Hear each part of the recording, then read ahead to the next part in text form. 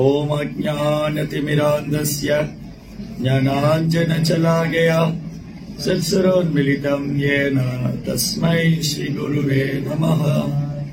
नमो विष्णुपादाय कृष्णप्रेष्ठाय भूतले श्रीमदे भक्तिवेदान्त स्वामीति नामिने नमस्ते सारस्वती देवे गौरवाणी प्रचारिणे निर्विशेष शून्यवादी पाश्चात्यदेशधारिणे। जय श्री कृष्ण चैतन्य प्रभु नित्यानंद श्री अद्वैत गदाधर श्रीवासदि गौरभक्तवृंद। कृष्ण कृष्ण हरे हरे हरे राम राम राम हरे हरे। हरे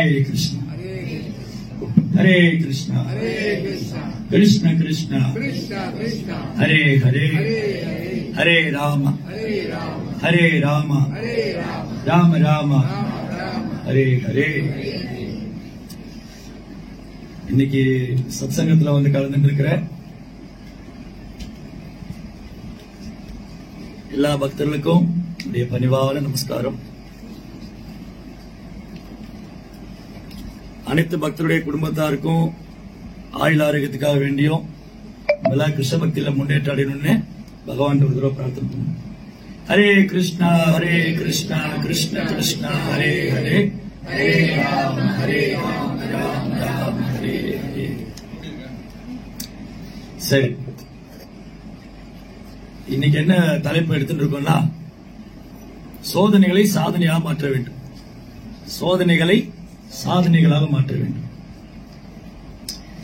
இங்க எவ்வளவு பேர் பக்தி பண்ணிட்டு இருக்கீங்க? 16 மாலை ஜெபம் பண்றவங்க, 16 ரவுண்ட் 16 மாலை ஜெபம் பண்றவங்க 1 2 3 4 5 6 7 8 10. சரி, ஏகாதசி விரதம் இருக்கிறவங்க, ஏகாதசி ஃபாஸ்டிங் எல்லாருமே இருக்கு. Very good.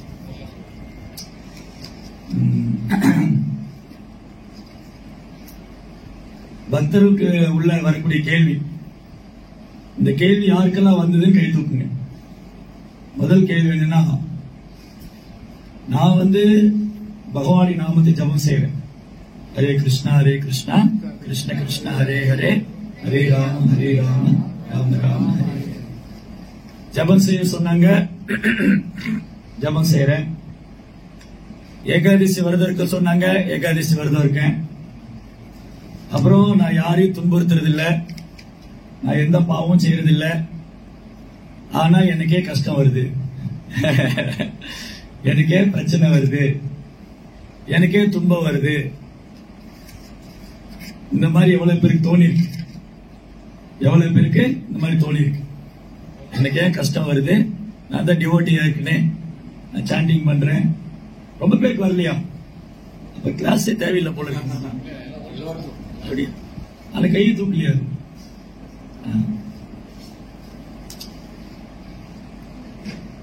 இஸ்கான் வர்றதுக்கு முன்னாடி கூட இருக்கும். அதாவது நம்ம கிட்ட நிறைய பேர் கேட்பாங்க, நம்ம பிரச்சாரம் போனாலோ இல்ல கோயிலுக்கு கூப்பிட்டாலோ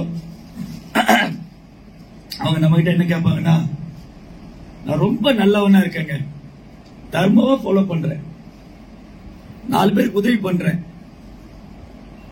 நான் யாருக்கும் எந்த கெடுதலும் பண்றது இல்லை, ஆனா பாருங்க எனக்கு கஷ்டம் கொடுத்துட்டே இருக்காரு கடவுள்.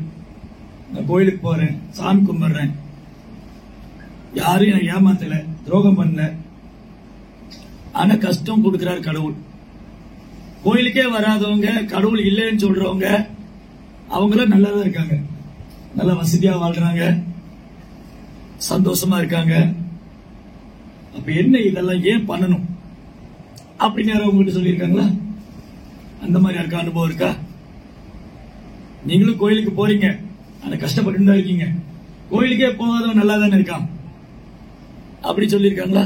யாரா கேட்டிருக்காங்களா உங்ககிட்ட? இதுக்கெல்லாம் நிறைய காரணம் இருக்கு, அதுதான் நீங்க ஒண்ணுன்னா பார்க்க போறோம். ஏன் ஒருத்தருக்கு கஷ்டம் வருது, துன்பம் வருது, நமது துன்பத்துக்கு கஷ்டத்துக்கான காரணம் என்ன? அது ஒரு டாபிக். ஆக்சுவலி 2 தலைப்பு இருக்குதுல்ல. பக்தர் அல்லாதவங்களுக்கு இருக்கு, பக்தர்களுக்கு இருக்கு இல்லையா? கஷ்டம் எல்லாருக்கும் இருக்கு. கொரோனா வந்து பக்தர் இல்லைன்னு பார்த்தா வந்துச்சு. இவர் வந்து ஹரே கிருஷ்ணா பக்தர், இவர் பிடிக்க வேண்டாம், அவர் விட்டுடலாம், பக்தி பண்ணவங்களாம் பிடிச்சிக்கலாம் இல்லையே. நோய் வந்து பாரபட்சம் பார்க்கறது இல்ல, எல்லாருக்கும் வரும். மரணம் எல்லாருக்கும் வருது, பிறப்பு எல்லாருக்கும் இருக்கு, முதுமை எல்லாருக்கும் வருது இல்லையா?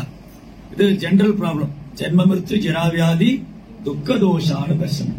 பிறப்பு, இறப்பு, முதுமை, நோய், இது எல்லாருக்கும் பொதுவானது இல்லையா? அது ஆள் பார்த்து இடம் பார்த்தெல்லாம் வராது, அது எல்லாருக்கும் வரும். அப்புறம் உடல் இருக்கிற எல்லாருக்கும் பிரச்சனை இருக்கு. என்ன வித்தியாசம்? நல்ல பண வசதி இருக்கிறவங்க காஸ்ட்லியான ஹாஸ்பிட்டல் போய் பார்ப்பாங்க. மிடில் கிளாஸ்ல இருக்கிறவங்க அவங்க வசதிக்கு தகுந்த மாதிரி ட்ரீட்மெண்ட் பண்ணிக்குவாங்க. ஏழையா இருக்கிறவங்க அரசு மருத்துவமனை போய் ட்ரீட்மெண்ட் இல்லையா? ஏழையா இருக்கிறவங்களுக்கு நோய் வருது, அவங்க அரசாங்க மருத்துவமனை போய் ட்ரீட்மெண்ட் பண்ணிக்கிறாங்க, மருத்துவம் பார்த்துக்கிறாங்க. நடுத்தர மக்களுக்கும் நோய் வருது, அவங்க சக்திக்கு தகுந்த மாதிரி போய் ட்ரீட்மெண்ட் எடுத்துக்கிறாங்க. பணக்காரர்களுக்கு நோய் வருது, அவங்க வசதிக்கு தகுந்த மாதிரி ட்ரீட்மெண்ட் எடுத்துக்கிறாங்க. அப்ப இந்த பிரச்சனை காமனா இருக்கு, உடலால வரக்கூடிய பிரச்சனை. அடுத்தது மனதால வரக்கூடிய பிரச்சனை. யாருக்கு மனதால பிரச்சனை இல்ல? எல்லாருக்கும் மனதால பிரச்சனை. யாருக்கெல்லாம் மனசு இருக்கோ அவங்க எல்லாம் பிரச்சனை இருக்கு, இருக்கா இல்லையா? மனது இருக்கிறவங்களுக்கு எல்லாம் பிரச்சனை இருக்கு. உடல் எடுத்துட்டா பிரச்சனை, மனது பிரச்சனை, இயற்கையினாலே பிரச்சனை. இயற்கையினால என்ன பிரச்சனை? திடீர்னு பார்த்தா மழை பெஞ்சுக்கிட்டே இருக்கு, திடீர்னு மழை பெய்ய மாட்டேங்குது. திடீர்னு தண்ணி பஞ்சம் ஆயிடுது, தண்ணி கிடைக்க மாட்டேங்குது. திடீர்னு வெயில் கொடுமை அதிகமா இருக்கு. இயற்கையினாலே துன்பம் இருக்கு. அப்புறம் மற்ற ஜீவராசினால துன்பம் ஏற்படுது. அத்தியாத்மிக், அதிபௌதிக், அதிதைவிக், 3 விதமான துன்பம். 3 விதமான துன்பம். அதனால பகவத்கீதையில கிருஷ்ணர் இந்த உலகத்தை பத்தி என்ன சொல்லியிருக்காரு? பகவத்கீதை படிச்சிருக்கீங்களா? கிருஷ்ணர் என்ன சொல்றாரு இந்த உலகத்தை பத்தி? நம்ம இருக்கோம் இல்லையா? இந்த உலகத்தை பத்தி கிருஷ்ணர் என்ன சொல்றாரு பகவத்கீதை? துக்காலயம் அசாஸ்வதம். துக்கா அப்படின்னு எல்லாருக்கும் தெரியாது, துக்கம் தான். துக்க ஆலயம், துன்பமே இருக்கக்கூடிய இடம். அசாஸ்வதம், சாஸ்வதம்னா நிலையானது, அசாஸ்வதம்னா நிலையற்றது. அப்ப இந்த உலகம் வந்து துன்பம் நிறைந்தது, நிலையற்றது. ஏதோ எல்லாம் மாறி மாறி வந்துட்டு இருக்கும். இன்னைக்கு துன்பம்னா இன்னைக்கு ஒருத்தர் துன்பம் கொடுக்கிறாரு, இப்ப இந்த பிரபு வந்து அந்த பிரபுக்கு துன்பம் கொடுத்துட்டாரு, நாளைக்கு சந்தோஷம் கொடுப்பாரு. இன்னைக்கு துன்பம், நாளைக்கு இன்பம். இன்னைக்கு மானம், நாளைக்கு அவமானம். இன்னைக்கு புகழ்ச்சி, நாளைக்கு இகழ்ச்சி. இன்னைக்கு வெற்றி, நாளைக்கு தோல்வி, மாறி மாறி வருது. எப்பவுமே வாழ்க்கை பூரா தோல்வியாக இருக்கிறது இல்ல, எப்பவும் வாழ்க்கை பூரா வெற்றியாவும் இருக்கிறது இல்ல. எப்பவுமே எல்லாரும் புகழ்றது இல்ல, எப்பவுமே எல்லாரும் இகழ்றது இல்ல. ரெண்டுமே மிக்ஸ் ஆயிருக்கு. அதான் பகவத்கீதை பகவான் சொல்றாரு செகண்ட் சாப்டர்ல 2.12 2ஆம் அத்தியாயம் 12ஆவது ஸ்லோகம் என்னது? மாத்ரா ஸ்பர்ஷாஸ்து கௌந்தேயா சீதோஷ்ண சுக துக்கதா ஆகமா பாயினு அனித்யா தாம் திதிக்ஷக்ஷ பாரத. மாத்ரா ஸ்பர்ஷாஸ்து கௌந்தேயா, சீதா உஷ்ணா. சீதா அப்படின்னா குளிர், உஷ்ணம்னா சூடு. கிளைமேட் வந்து எப்பவும் குளிராவும் இருக்கிறது இல்ல, எப்பவும் சூடாவும் இருக்கிறது இல்ல. ஒரு நாள் குளிர், ஒரு நாள் சூடு. இன்னைக்கு குளிர்னா நாளைக்கு சூடு இல்லையா? அப்ப சீத உஷ்ண, அதுல சுக துக்கம் இருக்கு. சீதோஷ்ண சுக துக்கதா. மாத்ரா ஸ்பர்ஷாஸ்து கௌந்தேயா சீதோஷ்ண சுக துக்கதா. இந்த சீதோஷ்ணத்தினால சுகமும் இருக்கு, இந்த கிளைமேட்னால சுகமும் இருக்கு, துக்கமும் இருக்கு. அதனால நம்ம யாரா வேலை செய்யாம இருக்கோமா? இன்னைக்கு வெயிலா இருக்கு, நான் வேலைக்கு போக மாட்டேன். நீ குளிரா இருக்கு, நான் படுக்க விட்டு எந்திரிக்க மாட்டேன், குளிக்க மாட்டேன் சொல்றது இல்ல. என்ன வெயிலா இருந்தாலும் வேலைக்கு போறவங்க வேலைக்கு போறாங்க, ஸ்கூலுக்கு போறவங்க ஸ்கூலுக்கு போறாங்க, வியாபாரம் பண்றவங்க வியாபாரம் போறாங்க, ஹவுஸ் ஒய்ஃப் வீட்டுல சமைக்கிறாங்க. வெயிலா இருந்தாலும் சரி, மழை, அது பொருட்படுத்துறது இல்ல இல்லையா? சோ அப்ப என்ன அப்ப மட்டும் ஏன் செய்யறோம்? வெயிலா இருக்கு, மழையா இருக்குன்னு எதையும் நிறுத்துறது இல்ல. அப்ப அங்க என்ன நடக்குது? ஏன் பண்றோம்? ஏன் வேலைக்கு போறோம்? வெயிலா இருந்தாலும் வேலைக்கு போறோம், வேலை பார்க்கிறோம். குளிரா இருந்தாலும் எந்திரிக்கிறோம் காலையில. இதெல்லாம் ஏன் பண்றோம்? ஏன் அமைதியா இருக்கீங்களா? பழகிட்டோம். ஓ, வெயில் காலம் வெயில் இருக்கும், மழை காலம் மழை இருக்கும், அதை பொறுத்துக்கு தான் வேணும். வெயிலா இருக்குன்னு வேலைக்கு போகாம இருக்க முடியாது, உபசமா இருக்குன்னு சமைக்காம இருக்க முடியாது. அப்ப என்ன பண்ணிட்டோம், பொறுத்துக்கு பழகிட்டோம். சரிங்க, இந்த வெயில் காலம் இப்படிதான் இருக்கும், மழை காலம் இப்படிதான் இருக்கும், குளிர்காலம் இப்படிதான் இருக்கும். அப்ப மாத்ரா ஸ்பர்ஷாஸ்து கவுந்தேயா சீதோஷ்ண சுகதுக்கதா. எப்படி கோடை காலமும் குளிர்காலம் மாறி மாறி வரும்போது அதை நாம் பொறுத்து கொள்ள பழகிவிட்டோமோ, அதே போலதான் வாழ்க்கையில ரட்டிப்பு தன்மைகள் எப்போ இருக்கும். ரட்டிப்பு தன்மைக்கு டுவாலிட்டிஸ் சொல்லுவாங்க. இன்பம் துன்பம், விருப்பு வெறுப்பு, லாபம் நஷ்டம், வெற்றி தோல்வி, மான அவமானம், புகழ்ச்சி இகழ்ச்சி. அதை நாம் பொறுத்துக்கொள்ள சகித்துக்கொள்ள கற்றுக்கொள்ள வேண்டும். தாம் திதிக்ஷ பாரதா. கிருஷ்ணன் சொல்ற, பாரதா, ஓ பிரிதாவின் மகனே அர்ஜுனா, எப்படி எவ்வாறு கோடையும் குளிரும் மாறி மாறி வருதோ அது போல வாழ்க்கையில் இன்பத்துன்பம் இருக்கும். அதை நீ பொறுத்துக்கொள்ள சகித்துக்கொள்ள கற்றுக்கொள்வாயாக. சரி, அப்ப அடுத்த கேள்வி வந்துருமே, அது ஏன் பக்தர்களுக்கே கஷ்டம் வரணுமா? இல்லையா, நாங்களும் எவ்வளவுதான் பொறுத்துக்கிறது? அது ஒரு சிலர் கேட்பாங்க கிளாஸ்ல நீங்களும் பொறுத்துக்க சொல்றீங்க, நாங்க எவ்வளவுதான் பொறுத்துக்கிறது? தடங்கள் வந்துகிட்டே இருக்கேன். ஆன்மீகத்துல கிருஷ்ண பக்தியில ஒரு ஸ்டெப் எடுத்து வச்சா தடங்கள் வருது. தடங்கல்கள் வந்துட்டே இருக்கு, என்ன பண்றது? ஏன் தடங்கல்கள் வருது? இந்த தடங்கல்கள் எப்படி கடந்து வருவது? எதனால தடங்கள் வருது? தடங்கல்கள் என்னென்ன வெரைட்டி இருக்கு? அதுல வெரைட்டியா இருக்கு, அதுல பல வகை இருக்கு. தடங்கல்களை பல கேட்டகரியா பிரிக்கலாம். முதல்ல ஃபர்ஸ்ட் ஏன் தடங்கள் வருது? ஒரு கிருஷ்ண பக்தி பண்ணக்கூடிய பக்தனுக்கு பக்தியில முன்னேற்றம் அடைறதுக்கு என்னென்ன தடங்கள் வரும்? பக்தியில முன்னேற்றம் அடைறதுக்கு என்னென்ன தடங்கள் வரும்? என்னென்ன தடங்கள் இருக்கு? அது சம்பந்தமா சாஸ்திரம் என்ன சொல்லுது? பகவத்கீதா, பாகவதம், மகாபாரதம், ராமாயணம், சைத்தன்ய சரிதாமிர்தம், இந்த மாதிரி சாஸ்திரங்கள் என்ன சொல்லியிருக்கு? அப்புறம் அந்த தடங்களுக்கான காரணம் என்ன? ஒரு பிரச்சனை அதுக்கான காரணம் இருக்கணும்ல, அந்த காரணம் என்ன? இதுல இருந்து எப்படி வெளியில வர்றது? இவ்வளவு கேள்வி கேட்டு இப்ப பதில் கண்டுபிடிக்கணும். முதல்ல தடங்கள் ஏன் வருது, எந்தெந்த மாதிரி எல்லாம் தடங்கல்கள் வருது, இதுக்கு சாஸ்திரம் என்ன சொல்லி இருக்கு, இந்த தடங்களுக்கான மூல காரணம் வேற என்ன, மூல வேற என்ன, ரூட் காஸ் ஆஃப் ஆப்ஸ்டிகல்ஸ், நம்முடைய தடங்கல்களுக்கான மூல வேற என்ன, அப்புறம் இதெல்லாம் எப்படி ஓவர் கம் பண்ணி வர்றது, இந்த சேலஞ்சஸ் சவால்களை எப்படி நாம எதிர்கொண்டு வெளியே வருது, அதுல முன்னேறி வர்றது. நீங்க இந்த பார்த்திருப்பீங்க, நிறைய பேர் இந்த தடகள போட்டி பார்த்திருக்கீங்களா? இந்த ஓட்டப்பந்தயம் ஓடுவாங்கல்ல, அதுல ஒரு கேம்ல எப்படி இருக்கும்னா, ஓடும்போது நிறைய ஸ்டம்பிளிங் பிளாக்ஸ் இருக்கும். அந்த ஸ்கொயரா ஒரு இது வச்சிருப்பாங்க, அதுக்கு என்ன சொல்லுவாங்க, தடுப்பு வச்சிருப்பாங்க, தடுப்புன்னு வச்சு. இவர் என்ன பண்ணாரு, நேரா ஓடி வர திடீர்னு ஒரு தடுப்பு வரும், ஜம்ப் பண்ணும்.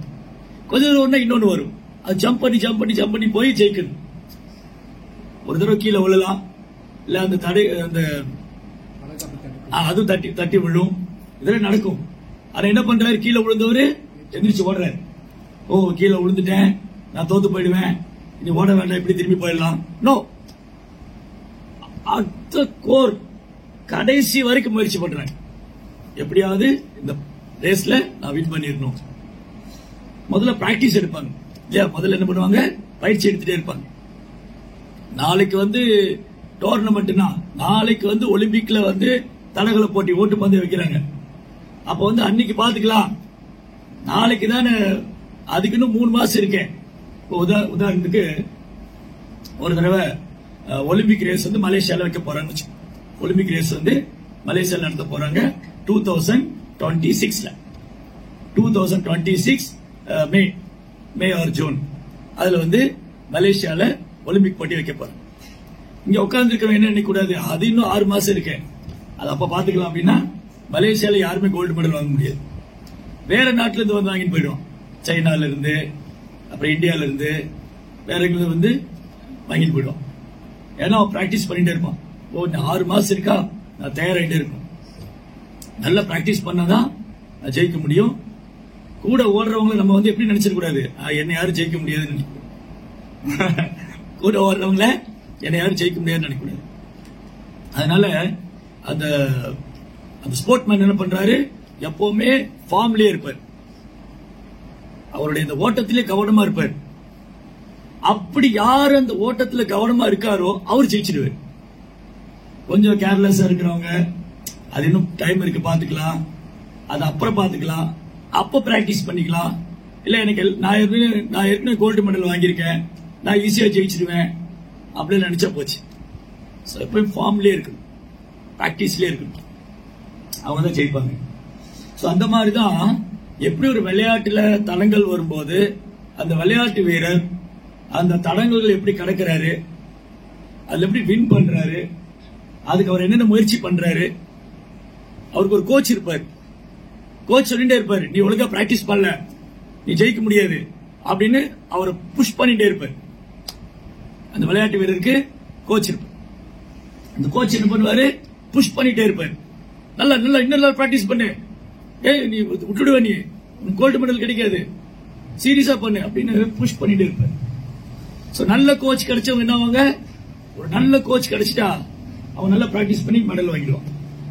ஐயோ இந்த கோச்சே வேண்டாம், எனக்கு ரொம்ப புஷ் பண்ணிட்டே இருக்காரு, வேற ஏதாவது கோச் வச்சுக்கலாம்னா, சிலப்போ சோம்பேறி கோச் பிடிச்சி வச்சிருந்தா, நீ ஓடுனா என்ன ஓடாட்டி எனக்கு சம்பளம் கொடுத்தா போதும் அப்படி இருந்ததுன்னா அவ்வளவுதான். இது ஒரு உதாரணத்துக்காக சொன்னேன். அதே மாதிரிதான் நம்ம கிருஷ்ண பக்தியை பயிற்சி பண்ணும்போது நம்ம ஆன்மீக பாதையில் நிறைய தடங்கள்லாம் வரும். முதல்ல அந்த தடங்கள் எல்லாம் ஏன் வருதுன்னு யோசிக்கணும். ஏன் தடங்கள் வருது? நான் யார நினைச்சு பக்தி பண்ணிட்டு இருக்கேன், கிருஷ்ணரை நினைச்சு பக்தி பண்றேன், கிருஷ்ணருடைய நாமத்தை தான் சொல்றேன், கிருஷ்ணருக்காக சேவை பண்றேன், கிருஷ்ணருக்காக பக்தி பண்றேன். அப்ப அந்த பக்தனுக்கு ஏன் தடங்கள் வருது அதை முதல்ல கண்டுபிடிக்கணும். ஏன் தடங்கள் வருது? ஃபர்ஸ்ட் பாயிண்ட் நான் கடைசியில் கேட்பேன், எழுதி வச்சுக்கோங்க. ஃபர்ஸ்ட் பாயிண்ட் என்னன்னா, கிருஷ்ணா வந்து நம்ம பொறுமையை பரிசோதிக்கிறார். எப்படி வந்து சீதோசனத்தை நம்ம பொறுத்துக்கு பழகிட்டோம் இல்லையா, சீதோசனால வரக்கூடிய இன்ப துன்பங்களை அசௌகரியங்களை நாம் பொறுத்துக்கு பழகிட்ட மாதிரி இந்த பக்தன் வாழ்க்கையில என்ன கஷ்டம் கொடுத்தாலும் இவர் பொறுத்துக்கிறாரா, இவர் டாலரேட் பண்ணிக்கிறாரா. ஃபர்ஸ்ட் வந்து கிருஷ்ணா நம்மளுடைய சின்சியாரிட்டி டெஸ்ட் பண்றாரு. படிச்சிருக்கு, இந்த குழந்தை ஸ்கூல் போயிட்டு இருக்கு, அந்த குழந்தை ஸ்கூலுக்கு போயிட்டு இருக்கு, அந்த ஸ்கூல்ல வந்து எக்ஸாம்னு ஒண்ணு வைக்கணும். ஒரு ஸ்கூல்ல சொல்றாங்க, இந்த குழந்தைகளுக்கு எல்லாம் எக்ஸாம் வச்சு நான் கஷ்டப்படுத்த மாட்டோம், நீங்க ஸ்கூலுக்கு அனுப்புங்க, எக்ஸாம்னு ஒண்ணு கிடையாது, அவங்க வந்துட்டு போட்டோம் அப்படின்னா உங்கள எவ்வளவு பேரு அந்த ஸ்கூல்ல உங்க குழந்தைய அனுப்புவீங்க? யாருமே அனுப்ப மாட்டோம். இங்க போனா என் பையன் படிச்சானா படிக்கலையா, எவ்வளவு மார்க் எடுத்திருக்கான், அவனுடைய பெர்சன்டேஜ் என்ன, என்னென்ன சப்ஜெக்ட்ல அவன் வீக்கா இருக்கான், என்னென்ன சப்ஜெக்ட்ல அவன் வந்து வெல் வெர்ஸ்டா இருக்கான், எப்படி தெரியும்? டெஸ்ட் வச்சாதான் தெரியும். அதுக்காக அந்த பையன் வந்து சொல்லுவான், ஸ்கூல்ல டெஸ்ட் மேல டெஸ்ட் வச்சிட்டு இருக்காங்க, போக மாட்டேன்னு சொல்ல முடியாது. அம்மா 2 அடி கொடுப்பான். டெஸ்ட் வைக்கிறது நீ படிக்கிறது இல்லையா, டெஸ்ட் வைக்கிறது எதுக்கு? படிக்கிறது. டெஸ்ட் வைக்கிறதுக்கு எதுக்கு? ஸ்கூல்ல டெஸ்ட் வைக்கிறது படிக்கிறதுக்கு. டெஸ்ட் வைக்கிறது அந்த குழந்தைய எந்த அளவுக்கு படிச்சிருக்குன்னு தெரிஞ்சுக்கலாம். அப்ப ஏன் கிருஷ்ணன் நம்ம டெஸ்ட் வைக்க கூடாது? நம்ம எந்த அளவுக்கு பக்தி பண்றோம், எவ்வளவு பொறுமையா இருக்கும், எவ்வளவு சின்சியரா இருக்கும், கிருஷ்ணா டெஸ்ட் பண்ணுவாரு. கிருஷ்ணா டெஸ்ட் பண்ணுவாரு. நான் வந்து பக்தியில வந்து சீரியஸா இருக்கனா, பக்தியை சீரியஸா எடுத்துட்டு இருக்கனா, கிருஷ்ணாட்ட ஓகே. இப்ப இந்த கேள்வி கேட்டா எல்லாம் கை தூக்குவாங்க. இந்த பிரிவில் யார் கிருஷ்ணாட்ட போகணும்? எல்லாம் கை தூக்கிடுவாங்க. ஆனா பரிச்சை வச்சா போகுமான்னு, இந்த பிரிவிலே கிருஷ்ணாட்ட போகணும், ஆனா எனக்கு பரிச்சை இருக்க கூடாது. நோ. சோ கிருஷ்ணாட்ட போகணும்னா டெஸ்ட் வேணும். இப்போ அதே சேம் எக்ஸாம்பிள், இந்த குழந்தை வந்து ஸ்கூலுக்கு போனா, இந்த குழந்தை நன்னா படிக்கிறானோ இல்லைன்னு டெஸ்ட் வச்சது தெரியும் இல்லையா? அதே மாதிரிதான் கிருஷ்ணா வந்து நம்ம பக்தியில முன்னேற்றம் அடையணும், கிருஷ்ண பக்தியில நான் முன்னேற்றம் அடையணும், என்னுடைய சிந்தனை என் உணர்வு வந்து கிருஷ்ணர் மேல் நிறுத்தணும் அப்படின்னா கிருஷ்ணா டெஸ்ட் பண்ணுவார். அது என்னென்ன டெஸ்ட் அடுத்தது போகும். சோ கிருஷ்ணா வந்து பரிச்சை பண்ணுவார். அப்போ ஒரு பக்தனுக்கு கஷ்டம் வந்ததுன்னா கிருஷ்ணா பரிச்சை பண்றாரு, நான் வந்து எவ்வளவு சின்சியரா பக்தி பண்ணிட்டு இருக்கேன், எவ்வளவு சீரியஸா இருக்கேன். நான் வந்து எந்த சூழ்நிலையிலும் பக்தியை விட்டுட மாட்டேனா பரிச்சு இல்லையா? நன்னா படிக்கிற குழந்தைக்கு எப்ப பரிச்சை வச்சாலும் பாஸ் ஆயிடும் இல்லையா? இப்ப உதாரணத்துக்கு நான் வந்து 80ல பிறந்த குழந்தை, 80s கிட். நாங்கெல்லாம் படிக்கும்போது என்ன சொல்லுவாங்கன்னா, அன்னைக்கு நடத்துற பாடத்தை அன்னைக்கே படிச்சிருக்கோம். இன்னைக்கு என்ன சொல்றாங்கன்னு தெரியல. நான் ஸ்கூல் போயிட்டு இருப்போம், அன்னைக்கு நடத்துற பாடம் அன்னைக்கே படிச்சிருக்கோம் அப்படின்னா எனக்கு எப்ப எக்ஸாம் வச்சாலும் எனக்கு சொல்லிடுவேன். ஏன்னா அன்னைக்கே நான் படிச்சுட்டேன். ஐயோ எக்ஸாம் வரும்போது நான் ஒன்னும் படிக்கலையே, நான் ப்ரிப்பேர் பண்ணல, நான் ஃபெயில் ஆயிடும். So be prepared. ப்ரிப்பேரா இருக்கணும். ஒரு நல்லா படிக்கிற குழந்தைக்கு எப்ப பரீட்சை வச்சாலும் அது பாஸ் ஆயிடும். அது வந்து சொல்லாம வச்சுட்டீங்க, திடீர்னு வச்சுட்டீங்க, இன்ஃபார்ம் பண்ணல அப்படிலாம் இல்ல. நீ படிக்க வேண்டியது ஒரு டியூட்டி. படி, எக்ஸாம் ஒரு பாஸ் எழுது, எனி டைம் எக்ஸாம். அந்த மாதிரி கிருஷ்ணாவை நம்ம டெஸ்ட் பண்ணலாம். ஒன்னு ஃபர்ஸ்ட் பாயிண்ட் வந்து நமக்கு ஆன்மீக முன்னேற்றத்திற்கான சில தடங்கல்கள் வருதுன்னா பகவான் நம்மை பரீட்சை செய்கின்றார். நாம் அவரை முழுமையாக ஏற்றுக்கொண்டிருக்கிறோமா? நாம் அவர் மேல் நம்பிக்கை வைத்திருக்கிறோமா? நாம் அவரை சரணாகதி செய்திருக்கிறோமா? பக்தி பாதை விட்டு ஓடிடுமா இருக்குமா? ஏதாவது கஷ்டம் வந்து, ஏதாவது தடங்கள் வந்ததுன்னா இவன் ஓடிடுவானா இருப்பானா? ஆக்சுவலி நம்ம பார்ப்போம், இது நமக்கு லைஃப்ல வந்த கஷ்டம் எல்லாம் ஒண்ணுமே கிடையாது. அது பெரிய லிஸ்டே இருக்கு பாகவதத்துல. இது நம்ம கஷ்டம் எல்லாம் ஒண்ணும் இல்ல. அது அவங்க சொல்லும்போது நீங்க புரிஞ்சுக்கிறீங்க. சரியா? அப்ப கிருஷ்ணா வந்து நம்முடைய ஆன்மீக முன்னேற்றத்திற்கு சில தடங்கல்கள் ஏற்படுதுன்னா பகவான் நம்மை பரீட்சை செய்கின்றார். நாம பொறுமையா இருக்குமா? கிருஷ்ணரை சரணடைந்து இருக்குமா? பக்தியில வந்து விட்டு விலகாம இருக்குமா? உறுதியா இருக்குமா? வைராக்கியமா இருக்குமா? பரீட்சை பண்ணுவோம். செகண்ட் திங் வந்து கிருஷ்ணா என்ன பண்ணுவாராம், இந்த மாதிரி நமக்கு தடங்கள் வரும்போது என்ன பண்ணுவோம்? இப்ப நீங்க பக்தி பண்ணிட்டு இருக்கீங்க, உங்களுக்கு ஏதோ ஒரு தடங்கள் வருது, அப்ப என்ன பண்ணுவீங்க? என்ன பண்ணுவீங்க? நீங்க பக்தி பண்ணிட்டு இருக்கீங்க, கோயிலுக்கு வரீங்க, சேவை பண்றீங்க, ஏதோ தடங்கள் வந்துட்டே இருக்கு, அப்ப என்ன பண்ணுவோம்?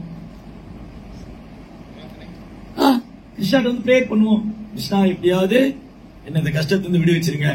அப்ப என்னது? கிருஷ்ணரை டிபெண்ட் பண்ண ஆரம்பிக்கும். கிருஷ்ணா என்ன பண்ணுவாரு? அவரை சரணாகதி பண்ண வைப்பார். இதுல வந்து இங்கிலீஷ்ல ஒரு வேர்டு இருக்கு, கம்ஃபர்ட் ஜோன் சொல்லுவாங்க. கம்ஃபர்ட் ஜோன்னா அப்படியே சொகுசா இருந்து பக்தி பண்றது. எல்லாமே நல்லா இருக்கு, ஒரு பிரச்சனை இல்ல, வீட்டிலயும் பிரச்சனை இல்ல, கோயிலையும் பிரச்சனை இல்ல, வெளியிலயும் பிரச்சனை இல்ல, எவ்ரிதிங் நார்மலா போயிட்டு இருக்கு. அந்த மாதிரி சூழ்நிலையில நம்ம பகவான் பிரார்த்தனை பண்றதுக்கும், வீட்டுல ஏதோ ஒரு பிரச்சனை, கோயில்ல வந்தா ஒரு சின்ன சங்கடம், அப்புறம் வந்து வேலைக்கு போன இடத்துல சில சங்கடம், ஏதோ ஒரு ஆபத்து, அந்த மாதிரி சூழ்நிலை பக்தி பண்றதுக்கு என்ன வித்தியாசம்? வித்தியாசம் இருக்குல்ல?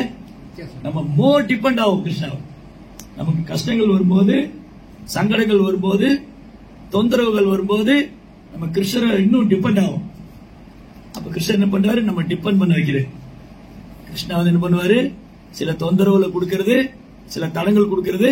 அந்த பக்தன் என்னையே சார்ந்து இருக்கணும், என்ன டிபெண்ட் பண்ணணும், என்கிட்ட சரண்டர் ஆகணும், என்ன தவிர அவனுக்கு வேற யாரும் உதவ முடியாதுன்னு அவன் ரியலைஸ் பண்ணணும். பக்தனுக்கு தடங்கள் வரும்போது பகவானை தவிர அவருக்கு யாரும் உதவ முடியாது அப்படிங்கிற அனுபவத்தை பகவான் தருவார். முதல் பாயிண்ட் என்ன சொன்னேன்? கிருஷ்ணா வந்து பரீட்சை பண்ணுவார். ரெண்டாவது பாயிண்ட், அவருக்கு அனுபவத்தை தருவார், எக்ஸ்பீரியன்ஸ் கிடைக்கும். ஓ, கிருஷ்ணர் மட்டும் தான் என்னை காப்பாற்ற முடியும், அதனால என்ன தடங்கள் வந்தாலும் நான் கிருஷ்ணர்கிட்ட போயிடுவேன், கிருஷ்ணர் பிடிச்சிருவேன். செகண்ட். மூணாவது காரணம் என்னன்னா, கிருஷ்ணா வந்து பக்தருக்கு தடங்கள் கொடுக்கும் போது, ஒரு பக்தனுக்கு கிருஷ்ணர் தொடர்ந்து தடங்கள் கொடுத்துட்டே இருக்காரு. ஆக்சுவலி கிருஷ்ணர் தடங்கள் கொடுக்கல, அவர் பக்தி பண்ணும்போது தடங்கள் வந்துட்டே இருக்கு, அந்த பக்தனும் பொறுத்து பண்ணிட்டே இருக்காரு. அப்ப என்ன, ஒரு பக்தனுக்கு வந்து தொடர்ந்து கஷ்டங்களும் பிரச்சனைகளும் தொந்தரவும் வந்துட்டே இருக்கு, ஆனாலும் அவர் பக்தி பண்ணிட்டே இருக்காரு. அப்ப என்ன ஆகும்?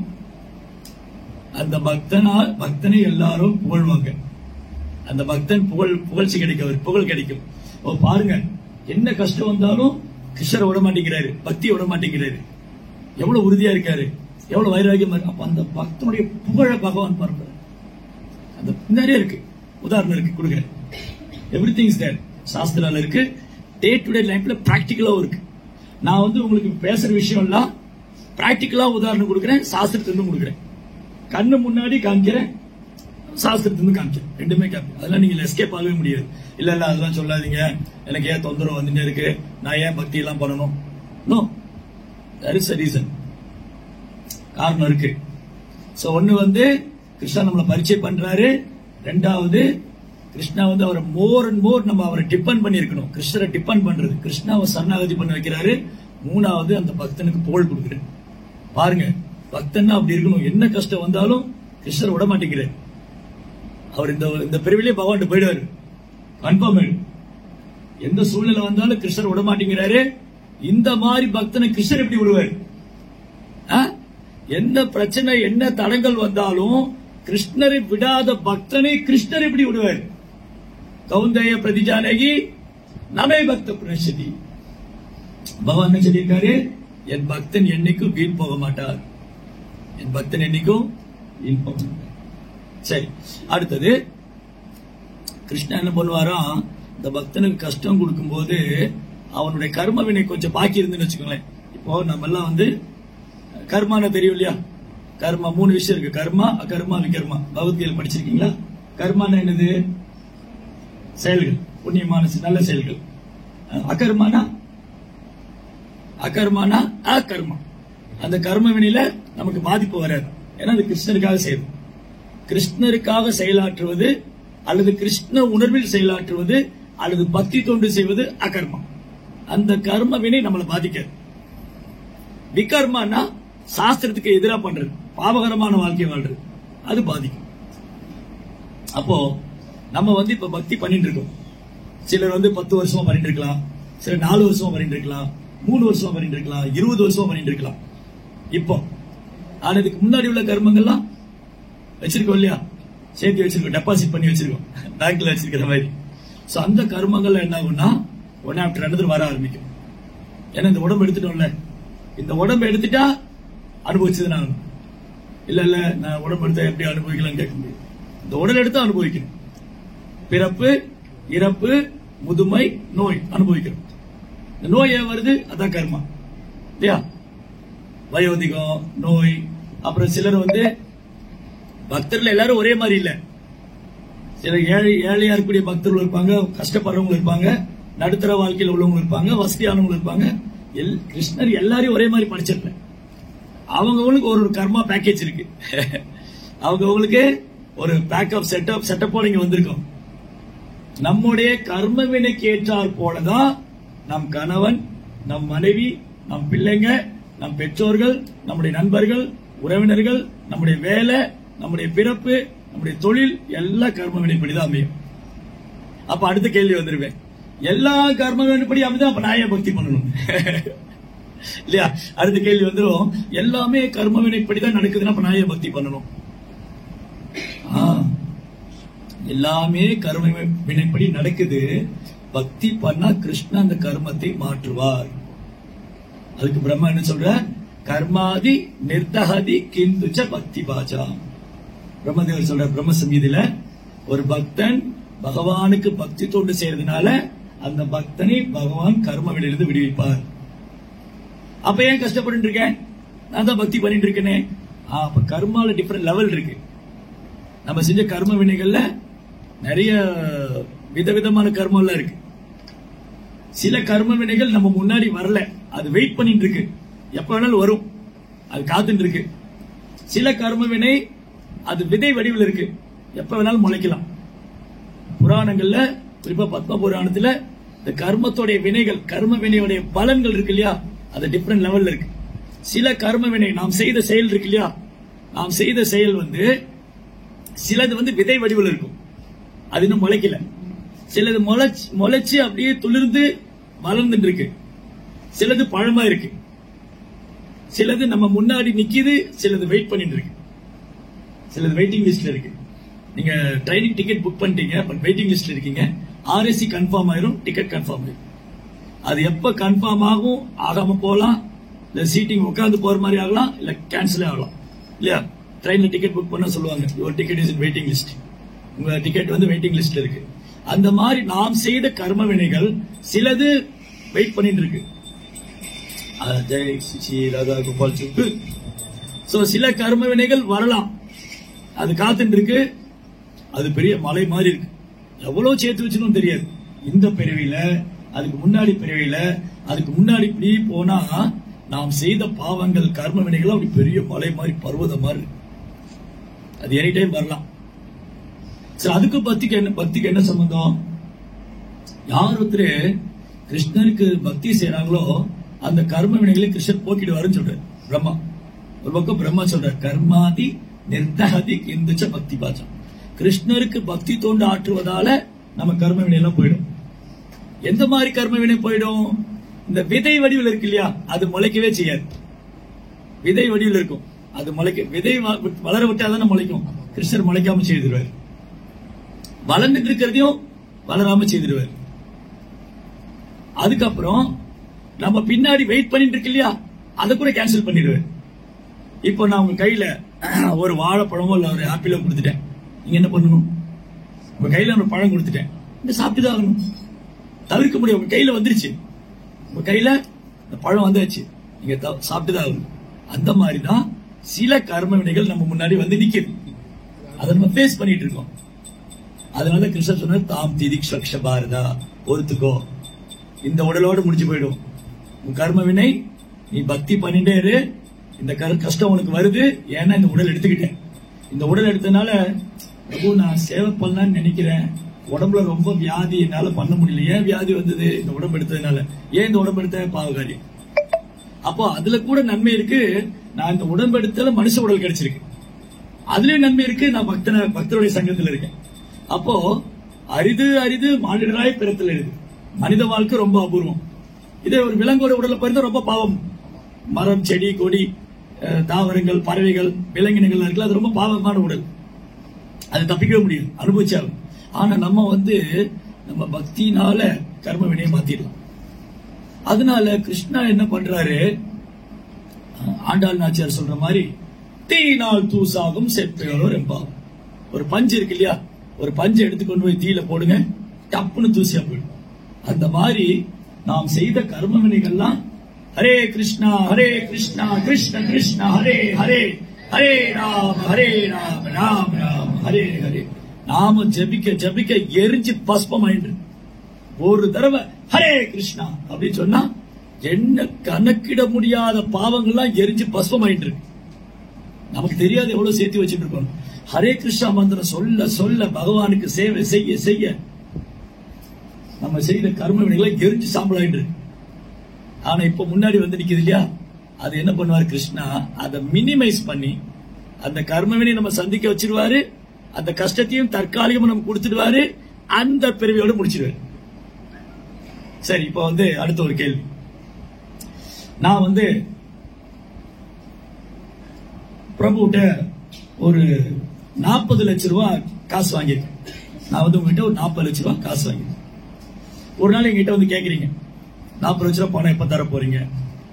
நான் சொல்றேன், இன்ஸ்டால்மெண்டா ஒரு 2 மாசத்துல கொடுத்துறேன், கொஞ்சம் கொஞ்சமா 2 மாசத்துல கொடுத்துறேன்.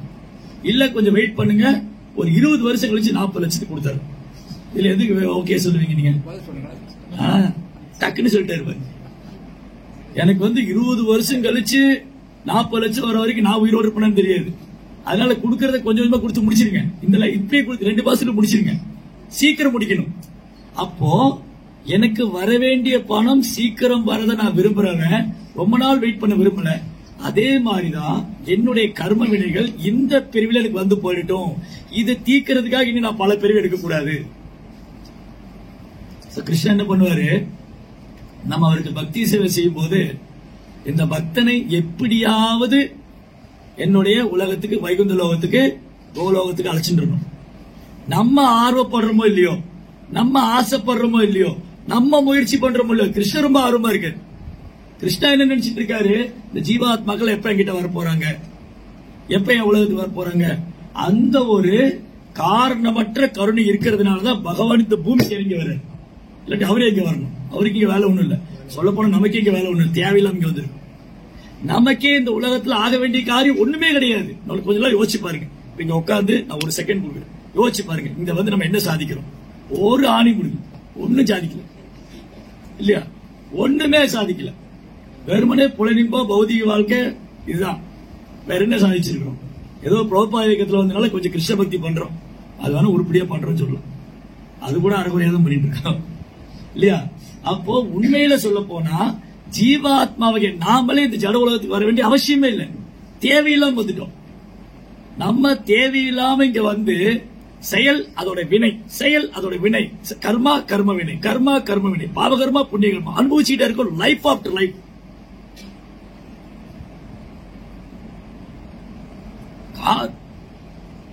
ஒரு பிரிவு தூரம் அனுபவிச்சுட்டு இருக்கோம். கர்மனா தெய்வ நேத்திரேன ஜந்தர் தேக உபபத்தி.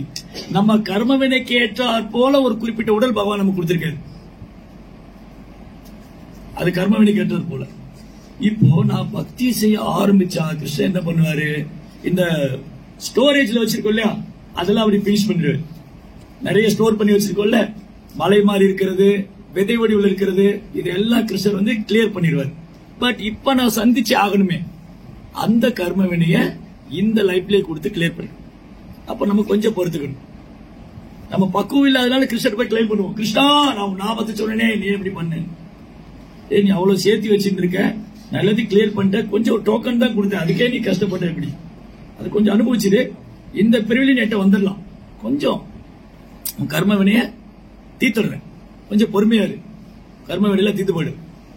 சரி கிருஷ்ணா நான் பொறுத்துக்கிறேன், வர கஷ்டம் எல்லாம் இந்த பிரிவிலே வந்துட்டோம், எனக்கு என்ன கஷ்டம் வந்தாலும் இந்த பிரிவில் வந்துட்டோம், அது போய் போய் போய் பல வருஷம் பல பிரிவு எடுக்க வேண்டாம். இது ஒரு ரீசன்.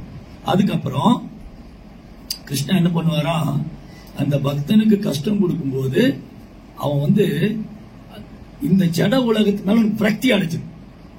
இந்த உதாரணத்துக்கு இந்த உலகத்து மேல நமக்கு வந்து ஒரு பற்றுதல் இருக்குன்னு வச்சுக்கோங்க. சிலருக்கு மலேசியா மேல பற்றுதல் இருக்கும், சிலர் சொந்த ஊர் மேல பற்றுதல் இருக்கும், சிலர் சொந்த வீட்டு மேல பற்றுதல். இந்த பற்றுதல் தான் இந்த ஜட உலகத்துல மீண்டும் மீண்டும் நான் பெரிய எடுக்கிறதுக்கான காரணம். சிலருக்கு மனைவி மேல பற்றுதல், சிலருக்கு கணவர் மேல பற்றுதல், சிலருக்கு இந்த ஜட உலகத்து மேல பற்றுதல், சிலருக்கு நாய் மேல கூட பற்றுதல்.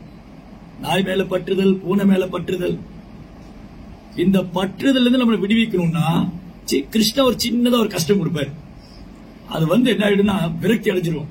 சரி எல்லாம் ஏமாத்துறாங்க, என்னுடைய சொந்தக்காரங்களை என்ன ஏமாத்திட்டாங்க, என் நண்பர்கள் என்ன ஏமாத்திட்டாங்க, அப்ப என்ன பண்ணுவோம், இனி உங்க மேல பற்றுதலே கொள்ளக்கூடாது, இந்த பிறவியே வேண்டாம், எனக்கு இந்த ஜட உலகமே ஏமாத்துக்காரங்களா இருக்காங்க, இந்த ஜட உலகமே ஏமாத்த துக்கம் தான் தருது, பேசாம கிருஷ்ணாட்டு போயிடுறேன், கிருஷ்ணன் எடுத்துருவோமா?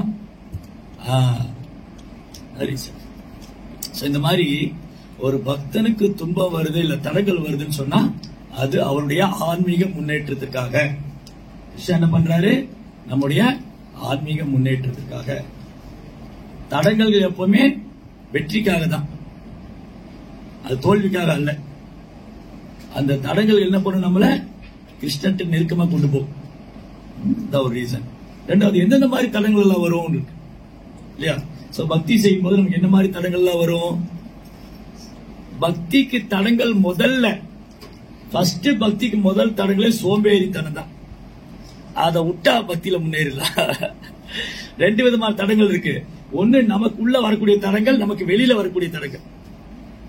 ஆன்மீக முன்னேற்றத்துக்கு ரெண்டு தடங்கள். ஒன்னு நமக்குள்ள இருக்கக்கூடிய தடங்கள், நமக்கு வெளியில வரக்கூடிய தடங்கள். ஃபர்ஸ்ட் உள்ள என்னன்னு பாத்துருவோம். உள்ள இருக்கக்கூடிய தடங்கள் முதல்ல சோம்பேறித்தனம், அப்புறம் பாத்துக்கலாம். என்ன வயசாயிடுச்சு, இப்பதானே கல்யாணம் பண்ணிருக்கிறோம், இப்பதானே இளமையா இருக்கும், இப்ப அனுபவிக்காம எப்ப அனுபவிக்க போறோம், இதெல்லாம் சோம்பேறித்தனம். சோம்பேறித்தனம். ஏதாவது ஒண்ணு சொன்னா சேவை தானே அப்புறம் பண்ணிக்கலாம், இன்னும் டைம் இருக்கு, ஜென்மாஷ்டமிக்கு இன்னும் 4 மாசம் இருக்கு, ரத யாத்திரைக்கு இன்னும் 6 மாசம் இருக்கு, அந்த சாமிஜி இன்னும் 4 மாசம் கழிச்சு தானே வரேன்னு சொல்லியிருக்காரு. ஒரு பிளான் கிடையாது. சோம்பேறினா சோம்பேறி. இதுல பேக் டு கார்டன் மேகசின்ல ஒரு ஸ்டோரி வந்து ப்ரோப்பா எழுதிருப்பாரு இல்லையா, வீடே தீப்பத்தி எரிஞ்சிட்டு இருக்கும், 2 பேர் படுத்துட்டு இருப்பான், முதுகுல எரியிற வரைக்கும் படுத்துட்டு இருப்பான். பக்கத்து வீட்டுல முதல்ல தீ பிடிக்கும், ஐயோ பக்கத்துல தீ பிடிச்சிருக்கே எரிச்சு போகணும்னு இல்ல, அது அங்கதானே தீ பிடிச்சிருக்கு. பக்கத்து வீடு தீ பிடிச்சு, அப்புறம் இந்த வீடு தீ பிடிச்சு, அப்புறம் பெட்ரூம் வரைக்கும் வந்து பெட் எல்லாம் எரிஞ்சதுக்கு அப்புறம் ஓ தீ பக்கத்துல வந்துருச்சா அப்படின்னு. அது மாதிரி சோம்பேறித்தனத்தை கை விட்டுட்டா பக்தியில முன்னேற்றம் அடைச்சோம். இது வந்து எல்லா எல்லா இடத்துலயும் பொருந்துவது. ஒரு வியாபாரம் பண்றவன் சோம்பேறித்தனத்தை கைவிட்டா வியாபாரத்துல வெற்றி அடையலாம். ஒரு படிக்கிற மாணவன் சோம்பேறித்தனத்தை கைவிட்டா ஸ்கூல்ல பெஸ்ட் மார்க் வாங்கிடலாம். ஒரு ஒரு ஒரு வேலைக்கு போறவர் சோம்பேறித்தனத்தை கைவிட்டா முதலாளிட்ட நல்ல பேர் வாங்கிடலாம். சோம்பேறியாக இருந்து விட்டாக்கா சோறு கிடைக்காது தம்பின்னு பாருங்க பழைய பாட்டு இல்லையா? சோம்பேறியா இருக்கக்கூடாது. சோம்பேறியா இருந்தா பக்தியில முன்னேற்றம் அடைய முடியாது. சோ ஃபர்ஸ்ட் வந்து உற்சாகம் இருக்கணும் பக்தியில. ரூப கோசாமி சொல்லியிருக்காரு, உற்சாகா நிச்சயா தைரியா தத்தத் கர்ம பிரவர்த்தனா சங்கத்யாக சதோ விருத்தி சத்வித் பக்தி பிரசீது. எப்ப பக்தி வளரும்? இந்த 6 விஷயங்களை பண்ணணும். ரொம்ப உற்சாகமா இருக்கணும், பக்தியில உறுதியா இருக்கணும், ஆச்சாரியர் சொன்னது பக்தர்கள் சொன்னதெல்லாம் ஃபாலோ பண்ணணும். உற்சாகா நிச்சயா தைரியா தத்தத் சங்கத்யாக பக்தர் அல்லாதவன் சங்கத்தை தவிர்த்திடணும். அப்புறம் நாளுக்கு நாள் ரொம்ப ஆர்வமா இருக்கணும். நான் என்ன சேவை பண்ணணும், எனக்கு என்ன சேவை, கோயில போய் எனக்கு சேவை கொடுங்க, எனக்கு நிறைய சொல்லி கொடுங்க அப்படி அது ஆர்வமா இருக்கும். அப்ப பக்தி வளரும். ஸோ ஃபர்ஸ்ட் திங் வந்து லேசினஸ், சோம்பேறித்தனம். ரெண்டாவது பௌதிக ஆசை. இந்த பௌதிக ஆசையை உள்ள வச்சுட்டே இருந்தாலும் பகவான்கிட்ட போக முடியாது. இங்க அங்க போகணும், அந்த இடம் வாங்கணும், அங்க வீடு கட்டணும், அப்புறம் இந்த சொகூர்ல ஒரு வீடு வச்சுக்கணும், அப்புறம் இந்த நார்த்ல ஒரு வீடு, சவுத்ல ஒரு வீடு, அந்த வீடு கட்டி அங்க வாடகை கொடுக்கணும். இந்த மாதிரி பிளானே போடக்கூடாது. பௌதிக ஆசைகள், இடம் வாங்கணும், வீடு கட்டணும், அதை வாங்கணும். எனக்கு வந்து வீட்டுல ஒரு காடி தான் இருக்கு, என் பையன் ஒரு பக்கம் வேலைக்கு போறான், பொண்ணு ஒரு பக்கம் போறான், எனக்கு 4 காடி வேணும், 4 காடி நிறுத்ததுக்கு 4 விதமான கார் பார்க்கிங் இருக்கணும், அதுக்கு தகுந்த மாதிரி வீடு. எப்படி பிளான் போட்டுட்டே போனா பக்திக்கு பிளான் போட டைம்ல போயிடும். சோ பிரபுபால் சொன்னது சிம்பிள் லிவிங் ஹை திங்கிங், எளிமையான வாழ்க்கை உயர்வான சிந்தனை. சோ பௌதிக ஆசைகளை எவ்வளவுக்கு எவ்வளவு குறைச்சிக்கிறோமோ அவ்வளவு பக்தியில முன்னேற்றம் அடையும். பௌதிக ஆசையும் பக்தி முன்னேற்றம் ஒரே கோட்ல போக. ஒரு பக்கம் பௌதிக ஆசை இருக்கு, இன்னொன்று பக்தி வேணும்னா கிடைக்கும். என்ன கிடைக்கணும்? சுத்த பக்தி கிடைக்காது. பௌதிக ஆசை இருக்கிற பக்தனுக்கு பகவான் ஆசையை பூர்த்தி பண்ணிடுவார். ஒரு பக்தனுக்கு பௌதிக ஆசை இருக்குன்னா பகவான் பூர்த்தி செஞ்சிடுவார். ஆனா சுத்த பக்தி கிடைக்காம போயிடும். அன்னைக்கு பலி மகாராஜ் கதை சொல்லிட்டு இருந்தேன் இல்லையா? தேவர்களுக்கு வந்து என்ன பண்ணாரு? சொர்க்கத்தை திரும்ப கொடுத்தாரு. ஆனா சுத்த பக்தி கொடுக்கலையே. ஏன்னா அவன் அதான் கேட்டான். நீ கேட்டா நான் கொடுத்துட்டேன் இல்லையா? சோ பௌதிக ஆசை இருக்கக்கூடாது. அப்புறம் பக்தி மார்க்கத்தின் மேலேயோ ஆன்மீக குரு இடத்திலேயோ பகவான் இடத்திலும் சந்தேகமே இருக்கக்கூடாது. நான் ஹரே கிருஷ்ணா ஜபம் பண்றேன், இந்த ஜபம் வந்து என்னுடைய தடங்களை போக்கிடுமா? நான் குரு எடுத்துட்டு இருக்கேன், இவர் என்ன பகவான்கிட்ட அழைச்சின்னு போயிடுவாரா? நான் கிருஷ்ண பக்தி பண்றேன், நான் வந்து பகவான்கிட்ட, இந்த சந்தேகமே இருக்கக்கூடாது. சஞ்சய ஆத்மா வினஷதி, சந்தேகப்படும் ஆத்மா வீணாய் போயிடும். அஸ்வத்ததானா புருஷா தர்மசாச பரந்தபா அப்பிராபியமாம் நிவர்த்தந்து பிருத்யு சம்சாரம். கிருஷ்ணன் என்ன சொல்றாரு? இந்த பக்தி மார்க்கத்து மேல யார் நம்பிக்கை இல்லையோ அஸ்ரத்தா, ஸ்ரத்தான நம்பிக்கை, அஸ்ரத்தான நம்பிக்கை இல்லாதவன். நம்பிக்கை இல்லாத நபர்கள் என்ன வாங்க? அஸ்ரத்ததானா புருஷா. பக்தி பண்றவனுக்கு நம்பிக்கை ரொம்ப ரொம்ப அவசியம். நம்பிக்கை இல்லைன்னா திரும்பியும் மீண்டும் மீண்டும் பிறப்பு இறப்புங்கிற சக்கரத்துல தான் உள்ள. அதெல்லாம் நம்பிக்கையின்மையும் ஒரு தடங்கள், சோம்பேறித்தனம் ஒரு தடங்கள், பௌதிக ஆசை மற்றும் ஒரு தடங்கள், சந்தேகம் இன்னும் ஒரு தடங்கள், அதுக்கப்புறம் வந்து சந்தேகம், அதுக்கப்புறம் வந்து பொய்க்கு அகங்காரம். இதெல்லாம் நமக்குள்ள நடக்கூடியது. பொய் அகங்காரம் என்னது? ஓ நான் படிச்சிருக்கேனே, நான் ஏன் அந்த பக்தர்கிட்ட போய் கேட்கணும், நான் ஏன் குரு கிட்ட போகணும், நான் ஏன் இந்த சேவையெல்லாம் பண்ணணும்? சேவைன்னு சேவைதான். இந்த தர துடைக்கிறதும் சேவைதான், பாத்திரம் கழுவுறதும் சேவைதான். இல்ல இல்ல நான் வந்து காடியில வந்துட்டு போவனே தவிர இதெல்லாம் பண்ண மாட்டேன்.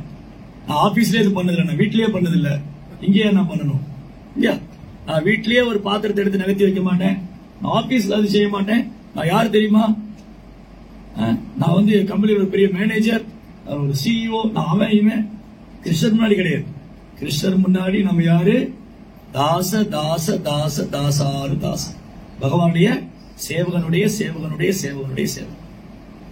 அதனால பொய்யாங்காரம் இருந்தா அது பக்தியில பெரும் தடை. நம்ம ஆன்மீக முன்னேற்றத்துக்கு அடுத்த தடை என்னது? பொய்யாங்காரம். அவங்க செய்யட்டுமே, நான் தான் செய்யணுமா?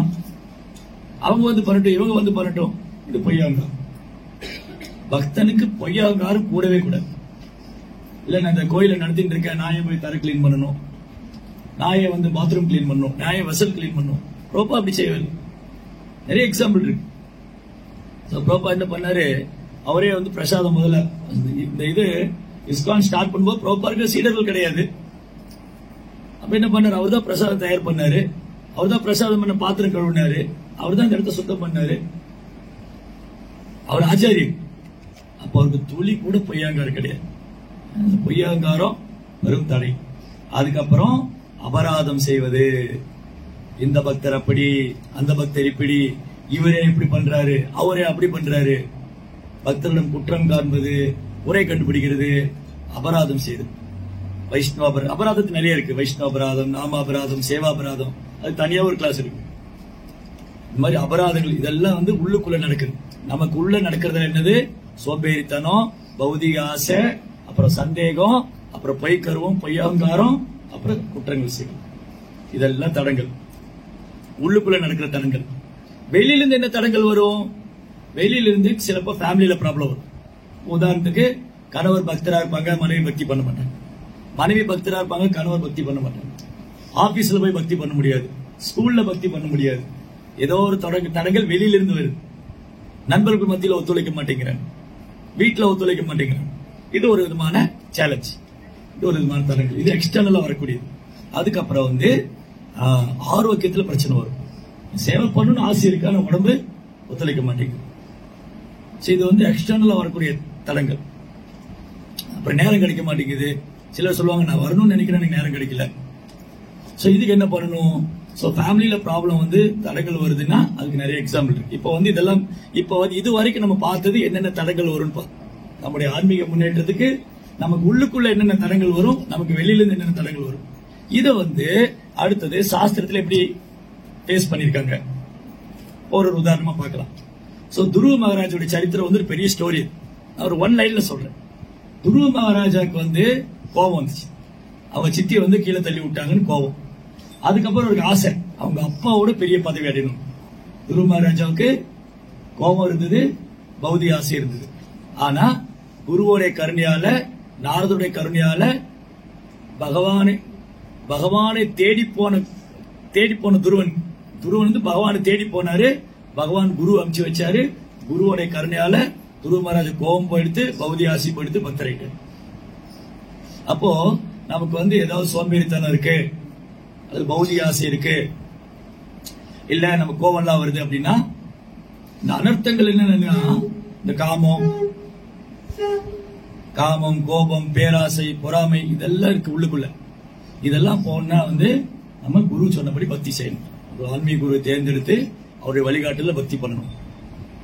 இப்ப துருவர் என்ன பண்ணாரு, குருவோடைய குருவோடைய கருணையால இந்த தடங்களை கடந்து வந்தார். இப்ப நமக்கு இருக்கும், நமக்கு கோபம் வரும். என்ன பிரபு எல்லாத்துக்கும் கோவப்படுறீங்க? பொறுமையா இருங்க பிரபு, கோவப்படாதீங்க. கோவப்பட்டா எதுக்கும் தீர்வு கிடையாது. பொறுமையா இருங்க, நல்லா ஜெபம் பண்ணுங்க, சாதனை நல்லா பண்ணுங்க. அப்ப பண்ணா இந்த தடங்கள், இந்த கோபம் வந்து ஆன்மீக முன்னேற்றத்துக்கு பெரும் தடங்கள். ஆன்மீக முன்னேற்றத்துக்கு மட்டுமல்ல, ஆபீஸ்ல கோவப்பட்டாலும் சரி, வீட்டுல கோவப்பட்டாலும் சரி, எங்கேயுமே கோபம் வந்து நமக்கு ஆபத்தானதுதான். அதனால கிருஷ்ண பக்தனுக்கும் கோபம் வந்து ஆபத்தானதுதான், ஆன்மீக முன்னேற்றத்துக்கு வெறும் தடையாது. அதனால துருவ மகாராஜாக்கு வந்து குருவுடைய கருணையால அதை ஓவர் கம் பண்ணி வந்தேன். அது இன்டர்னலா உள்ள ப்ராப்ளம், கரெக்டா உள்ள வந்த பிரச்சனை, உள்ள தடங்கள். பிரகலாதனுக்கு வெளியில இருந்து தடங்கள். அப்பாவே எதிரியாயிட்டு, பையன் பக்தி பண்றாரு, அப்பா பக்தி பண்ணாதுன்னு சொல்றாரு. நீ சொல்லக்கூடாது, உன்னை கொன்னுருவேங்கிறாரு. கொல்றதுக்கான முயற்சிகளும் செஞ்சாரு. சரி, இப்ப அந்த மாதிரி எவ்வளவு பேருக்கு நமக்கு நடக்குது? நம்மள பக்தி பண்றதுனால அப்பா வந்து நேரா பெனங் ஐலாண்ட்ல கூட்டிட்டு போய் கடல்ல தள்ளி விட்டாரு, இல்ல பெனங் ஹில்ல போயிட்டு அங்கிருந்து தள்ளி விட்டாரு, இல்ல அம்மா கையிலே விஷம் வச்சு கொல்ல பார்த்தாரு. எவ்வளவு பேருக்கு வந்து நம்மள வேணா திட்டி இருக்கலாம், ஏன்டா இப்படி எப்ப பாரு உட்காந்து ராமா கிருஷ்ணா கோவிந்தா சொல்லிட்டு இருக்க, ஏதாவது வேலையை பண்றாங்க. இல்ல சினிமா பாரு, டிவி போய் பாரு. நீ நார்மலா வெளியில உள்ளவங்களுக்கு என்னன்னா, ஒரு கிருஷ்ண பக்தரை பார்த்தா ஐயோ நார்மலா இல்ல இன்னும் ஆயிடுச்சு இவனுக்கு. அவங்களுக்கு நார்மலா இருக்கிறது என்னன்னா, டிவி பாக்குறது, சினிமா போகுது, ஊர் சுத்துறது, சிகரெட் பிடிக்கிறது நார்மல். இப்போ நல்லவனா இருக்கிறது இன்னைக்கு நார்மல் இல்ல. ஆனா நம்ம சாஸ்திரம் என்ன சொல்லுது, நீங்க நல்லவனா இருக்குன்னு. இன்னைக்கு நல்லவனா தான் பிடிக்காது நிறைய பேருக்கு. இல்லையா? சில பெற்றோர்களுக்கே பிடிக்காது. ஐயோ என் பையன் இப்படி எல்லாம் பண்ணானே, சாமியாரம் போயிருவானோ, இல்லையா? சோ அந்த மாதிரி சம்டைம் வந்து நம்ம பேரண்டே நமக்கு அகேன்ஸ்ட் ஆகலாம். பரதனுக்கு நல்லது பண்றதா செஞ்சு என்ன பண்ணாங்க, ராமரை காட்டுக்கு அனுப்பிச்சு விட்டாங்க கைகை. உண்மையில பரதனுக்கு சந்தோஷமா இருந்ததா? இல்ல. பரதனுக்கு நல்லது பண்றதா நினைச்சாங்க. ஆனா என்ன பண்ணாங்க, பரதனுக்கு கஷ்டம் தான் கொடுத்தாங்க. ராமன் இல்லாம நான் அரியாசனத்துல உட்கார மாட்டேன், அயோத்தியாவின் அரியாசனத்துல பிரபு ஸ்ரீ ராமர் தான் அமரணும், நான் போய் கூட்டிட்டு வரேன். அப்போ சிலப்போ ஒரு பக்தனுக்கு அம்மா எதிரி ஆகலாம். அது எப்படிங்க ஆகும்? அம்மா போய் பையனுக்கு எதிரி ஆகிட்டாங்களே, கைகை வந்து பரதனுக்கு எதிரி ஆயிட்டாங்களே, ராமர் பிரிச்சுட்டாங்களே பரதன் இருந்து. அப்பா அது எப்படி அப்பா எதிரி ஆயிட்டாரு? பிரகலாதருக்கு அவங்க அப்பாவே எதிரி ஆயிட்டாரு இல்லையா? அதனால சொல்ல முடியாது.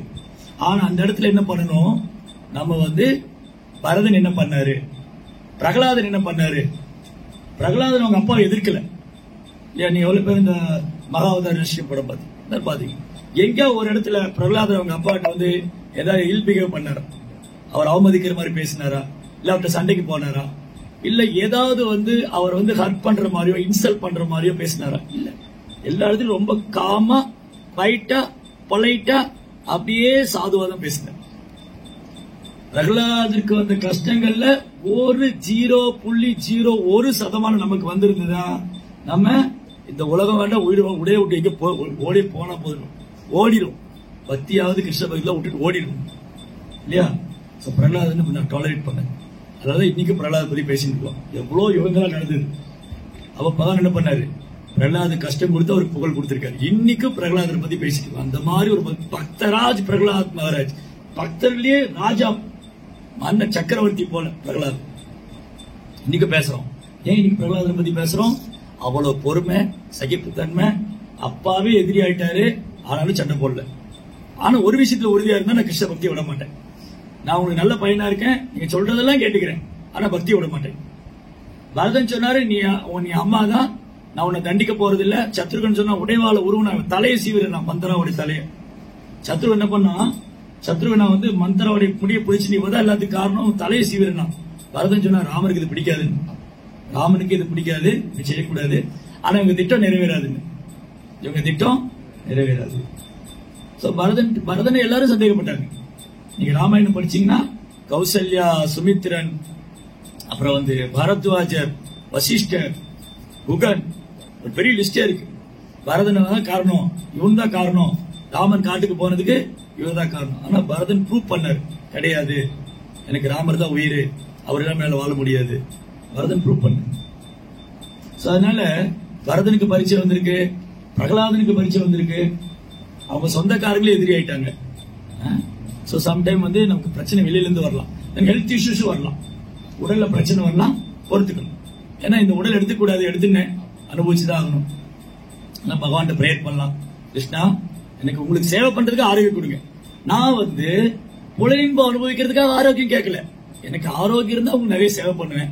அதுக்கப்புறம் உங்க விருப்பம். சரி, இந்த உடல்ல என் கர்ம வினை போயின்னு நினைக்கிறீங்களா, சரி இருக்கட்டும், பரவாயில்ல, நான் அனுபவிச்சுட்டு போயிடுறேன். அவ்வளவுதான். நான் வந்து ஹெல்த் நல்லா இருந்தா நான் கிருஷ்ணருக்கு சேவை பண்ண போறேன், இல்லாட்டி என் ஹெல்த் எவ்வளவு முடியுமோ என்னால பண்ண போறேன். உங்க சேவைக்காக என்ன நல்லா வச்சிருங்க இல்லையா, பரவாயில்ல, என் கர்ம வினைப்படி வரத நான் இந்த பிரிவிலே அனுபவிச்சுட்டு போறேன். அடுத்தது சரி, ஓகே. இந்த மாதிரி நிறைய உதாரணம் இருக்கு பாகவதத்துல. துருவ மகாராஜ், பிரகலாத் மகாராஜ், அர்ஜுனனுக்கு குழப்பமாயிடுது. இந்த சொந்தக்காரங்க இவங்களுக்கு கொள்றதா வேண்டாமா, என்ன பண்றது, ஒரே குழப்பமா இருக்கு. நான் கிருஷ்ணரை சரண்டர் ஆனோடனே அர்ஜுனுடைய குழப்பம் போயிடுது. அர்ஜுனனுக்கு அதுதான் அவனுடைய ஆன்மீக முன்னேற்றத்துக்கு பெரும் தடையா இருந்தது, இந்த உலகம் பற்றுதல், சொந்தக்கார மேல உள்ள பற்றுதல். கிருஷ்ணர் கிளியர் பண்ண. பகவத்கீதை கேட்டவுடனே கிருஷ்ணா நீங்க என்ன சொல்றீங்கன்னு நான் செய்யறேன். கிருஷ்ணன் பகவத்கீதையை சொல்லிட்டு அர்ஜுனன் என்ன சொன்னாரு, நீ கட்டாயம் பண்ணலன்னு சொல்லல, நான் சொல்றதெல்லாம் சொல்லிட்டு நீ விருப்பம் போல செய்யலாம். அர்ஜுனன் புத்திசாலியானவர் என்ன சொன்னாரு, கிருஷ்ணா நீங்க என்ன சொல்றீங்க நான் செய்யறேன். அப்போ ஹரி, குரு, வைஷ்ணவ். நம்ம வாழ்க்கையில தடைகள் வரும்போது ஹரியை ஊற்றக்கூடாது, குரு ஊற்றக்கூடாது, வைஷ்ணவர் ஊற்றக்கூடாது. ஹரி, குரு, வைஷ்ணவ், இதை தாரக மந்திரமா வச்சுக்கணும். ஹரி, குரு, வைஷ்ணவ. எல்லா புகழும் ஹரி, குரு, வைஷ்ணவருக்கு. இல்ல எப்ப நம்ம கஷ்டம் வந்தாலும் தடைகள் வந்தாலும் வைஷ்ணவர்கிட்ட போய், பிரபு எனக்காக பிரார்த்தனை பண்ணுங்க, குரு மகாராஜ் எனக்காக பிரார்த்தனை செய்யுங்க, கிருஷ்ணா என்ன வந்து நீங்க பிரார்த்தனையில தான் எல்லாமே பிரார்த்தனை பண்ணு பகவான். சோ இப்படி நமக்கு பரிச்சை வரலாம். ஸோ தென் ஹரிதாஸ் தாக்கூர் வந்து தூய பக்தர். அவர் வந்து 22 இடத்துல மார்க்கெட்ல சவுக்காலே அடிச்சாங்க. இயேசு கிறிஸ்துவாவது ஒரே இடத்துல சிலுவையில அரைச்சாங்க. இயேசு கிறிஸ்து வந்து ஒரு இடத்துல போட்டு சிலுவையில அரைச்சிட்டாங்க. ஹரிதாஸ் தாக்கூர் 22 மார்க்கெட் கடையில போய் சவுக்காலே அடிக்கிறாங்க. அப்படி செத்து போகட்டும். ஹரிதாஸ் தாக்கூர் பிரார்த்தனை பண்றாரு சைத்தன்ய மகாபிரபுட்ட. ஹரிதாஸ் தாக்கூர் வந்து சைத்தன்ய மகாபிரபு பிரேயர் பண்றாரு, இவங்க மேல கோவப்பட்டுறாதீங்க, இவங்க தெரியாம பண்றாங்க, அவங்களை மன்னிச்சு விட்டுருங்க. யாரு? சவுக்கால் அடிச்சுட்டு இருக்கிறோம். சவுக்கால் அடிச்சுட்டு இருக்கிறவன் பிரேயர் பண்றாங்க. நம்மளா இருந்தா சவுக்க பிடிங்க, நான் 4 அடி அடிச்சு வேணாட என்ன அடிக்கிறாங்க இல்லையா? அவனை நானும் பாத்துருவோம். ஹரிதாஸ் தாக்கூர் சிரிச்சுட்டே இருக்கும். சைத்தன்ய மகாபிரபு சொல்றாரு ஒரு நாள் ஹரிதாஸ் தாக்கூர் முன்னாடி சைத்தன்ய மகாபிரபு வந்து அந்த மாதிரி உட்கார்ந்து இருக்காரு விஷ்ணுவோட ஆல்டர்ல. ஸ்ரீவாஸ் தாக்கூர் வீட்டுல ஹரிதாஸ் தாக்கூர் கூப்பிட்டு அவர் பிளஸ் பண்றாரு. மகாபிரபு சொல்றாரு, ஹரிதாஸ் உன்னை அந்த காட்சி அந்த ஆளுக்கெல்லாம் உன்னை வந்து சவுக்கால் அடிச்சாங்களே, அப்ப நீ என்ன நான் வந்து உடனே சைதன்ய மகாபிரபு சுதர்சன் எடுத்துட்டு வர எல்லாம் கொல்லணும்னு. மகாபிரபு என்ன பண்ணாரு? மகாபிரபு வந்து அவரை யாரோ தொந்தரவு பண்ணா பொறுத்துருவாரு, பக்தனை தொந்தரவு பண்ணா பொறுத்துட்டு மாட்டாரு. சுதர்சன் எடுத்துட்டு வராரு அந்த காட்சி எல்லாம் கொல்லணும்னு. அப்ப ஹரிதாஸ் பிரேயர் பண்றாரு, உங்களுக்கு கொல்ல வேண்டாம், நீங்க கருணை கொடுங்கன்னு, நீங்க ஒண்ணும் செஞ்சிடாதீங்கன்னு. உன்னுடைய பிரார்த்தனையினால அவங்க என்னால ஒண்ணும் செய்ய முடியல. ஆனா நீ அடி வாங்குறத என்னால பார்க்க முடியல. அதனால உன் மேல விழுகிற ஒரு அடி நான் வாங்கிட்டேன்னு மகாபிரபு தன்னுடைய உதிரி இருக்கிற அஸ்திரம் அங்கவஸ்திரத்தை கழட்டி காமிச்சு அவர் உடம்பு பின்னாடி போற கொடுபடாரு. அந்த ஒரு சவுக்கடியும் மகாபிரபு வாங்கியிருக்கு. அப்ப பக்தன் எவ்வளவு பொறுமையா இருந்தா, எவ்வளவு பணிவா இருந்தா அந்த பக்தனுக்காக பகவான் கஷ்டத்தை ஏத்துக்க தயாரா இருக்கு பாருங்க. ஹரிதாஸ் தான். அதுக்கப்புறம் பாண்டவா. நான் இப்ப முதல்ல ஒரு உதாரணம் கொடுத்தேன், பிரகலாத சொன்னேன். பாண்டவர்கள் பட்ட கஷ்டத்துல ஏதோ 0.01% நம்ம பட்டிருந்தோம்னா ஓகே சொல்லலாம், எனக்கு கஷ்டம் வந்துருச்சு. பிரபு நான் தூங்கிட்டு இருக்கும்போது வீட்டுக்கு தீய வச்சு விட்டாங்க. யாருடைய அப்படி தீ வச்சாங்களா? இல்ல உங்க குழந்தைக்கு விஷம் வச்சு கொள்ள பார்த்தாங்களா? இல்ல உங்க குழந்தை தூங்கிட்டு இருக்கும்போது பீஸா வெட்டி தூக்கி கங்கையில போட்டாங்களா? இல்ல உங்களை நாடு கடத்தி விட்டாங்களா? உங்க மனைவியை இழுத்துட்டு வந்து பண்ணாங்களா? சேலை உருவாங்களா? எதுவுமே நமக்கு நடக்கல. நமக்கு என்ன நடந்திருக்கும்? ஒரு தலைவலி வந்திருக்கும். இல்ல ஏதாவது பக்தர் என்ன பார்த்து சிரிக்காம இருந்திருப்பாரு, ஏதாவது ஒரு வார்த்தை என்னை பத்தி இன்னொருத்த சொல்லியிருப்பாரு. இதுக்கே பெரிய பிரளயம் பண்ணிடுவோம். ஐயோ என்ன பத்தி இப்படியா சொன்னாங்க, நான் அடுத்த வாரம் வர கேட்கறேன் என்ன பத்தி எப்படி சொல்ல. ஒண்ணுமே இல்லாத விஷயம். இந்த வாரம் ப்ரோக்ராம் வரலையா, கிளாஸ்ல என்ன நடந்தது, பகவானுக்கு எந்த மாதிரி அலங்காரம் பண்ணிருந்தாங்க, என்ன பிரசாதம் கொடுத்தாங்க கேட்கலாம். நான் வரலையா, என்னை பத்தி என்ன சொன்னாங்க, ரொம்ப ஆர்வமா தெரியும். பாகவதத்தில் என்ன சொன்னான்னு கேட்கல. நீ பாகவதம் கிளாஸ்ல என்ன நடந்தது, பகவத்கீதை என்ன சொன்னாங்க, எந்த பக்தருடைய கதையை சொன்னாங்க, நீங்க என்ன தெரிஞ்சுட்டீங்க, உங்களுக்கு என்ன அனுபவம் கிடைச்சது, அதை கேட்டா நம்ம பக்தியில முன்னேறிடுவோம். அதை கேட்டா பக்தியில முன்னேறிடுவோம். ஓ என்ன பத்தி அப்படி சொல்லியிருக்காங்களா, சரி யானைக்கு ஒரு காலம் வந்தா பூனைக்கு ஒரு காலம் வரும், நான் பாத்துக்கிறேன்னு. எனக்கு ஒரு டைம் வரும், அப்ப நான் பாத்துக்கிறேன். No, we have to tolerate all those things.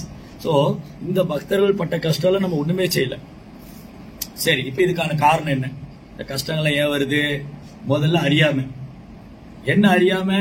நான் இந்த உடல் என்ன எப்படி அவங்க சொல்லலாம், இந்த உடல் நினைச்சேன் நானே, இந்த உடல்ல ஆத்மா. என்ன நீ நாயின்னு திட்டின என்ன, பேயின்னு திட்டின என்ன, எனக்கு மானம் என்ன, அவமானம் என்ன, ஒண்ணுமே கிடையாது. நானே இந்த உடம்பு கிடையாது, நான் ஆத்மா, நான் கிருஷ்ணனுடைய சேவகன் இல்லையா? அப்ப எனக்கு எதுக்கு கோபம், எனக்கு எதுக்கு மான அவமானம், எனக்கு எதுக்கு புகழ்ச்சி? அப்ப என்ன புகழ்ந்தாலும் நான் சந்தோஷப்படக்கூடாது, என்னை இகழ்ந்தாலும் வருத்தப்படக்கூடாது. துள்ளி நின்றா ஸ்துதிர் மௌனி சந்துஷ்டோ எனக்கு என்ன சித். கிருஷ்ணன் சொல்றார் பகவத்கீதையில, எந்த மாதிரி பக்தர் அவருக்கு பிடிக்கும். நம்ம எல்லாம் பக்தர் தான், ஆனா கிருஷ்ணருக்கு பிடிச்சிருக்கான்னு ஒரு கேள்வி வருது. இப்போ இது செக்லிஸ்டா வச்சுக்கீங்க. நான் சொல்றத செக்லிஸ்டா வச்சுட்டு நம்ம செக் பண்ணலாம், இப்ப கிருஷ்ணர் நமக்கு பிடிக்குமா பிடிக்காதான்னு. சமச்சத்ருச்ச மித்ரேச்ச, நண்பனி எதிரி ரெண்டு பேரும் ஒன்னாதான் பார்க்கணும். இந்த பக்தர் எனக்கு பிடிக்கும், அவங்களை பிடிக்காது, இவங்க கூட தான் நான் சேவை பண்ணுவேன், அவங்க கூட சேவை பண்ண மாட்டேன். ஆகிய அவுட். ஃபர்ஸ்ட் பாலே போச்சு, விக்கெட் போச்சு. சமச்சத்ருச்ச மித்ரேச்ச, ஒரு பக்தனுக்கு நண்பனும் கிடையாது, எதிரியும் கிடையாது, ரெண்டும் ஒண்ணுதான். ததா மானாபமானயம், மானவமான ரெண்டும் ஒண்ணுதான். இப்ப நீங்க சென்டருக்கு வர்றீங்க, இந்த சென்டர் தலைவர் உங்க திட்டுறாரு, அறிவு இருக்கா உங்களுக்கு அப்படின்னா, ஆமா ப்ரோ, இல்ல ப்ரோ, அதான் ப்ரோ வந்திருக்கேன், பிரபாவுக்கு படிக்கதான் வந்திருக்கேன். அறிவு இருந்தா நியாயபுரமைக்கு வந்திருக்க போறேன், ஜனவளத்திலே வந்திருக்க மாட்டேன். உண்மைதான் ப்ரோ, பிரபாவுக்கு படிச்சு கொஞ்சம் அறிவு வளர்த்துக்கிறேன். சரியா?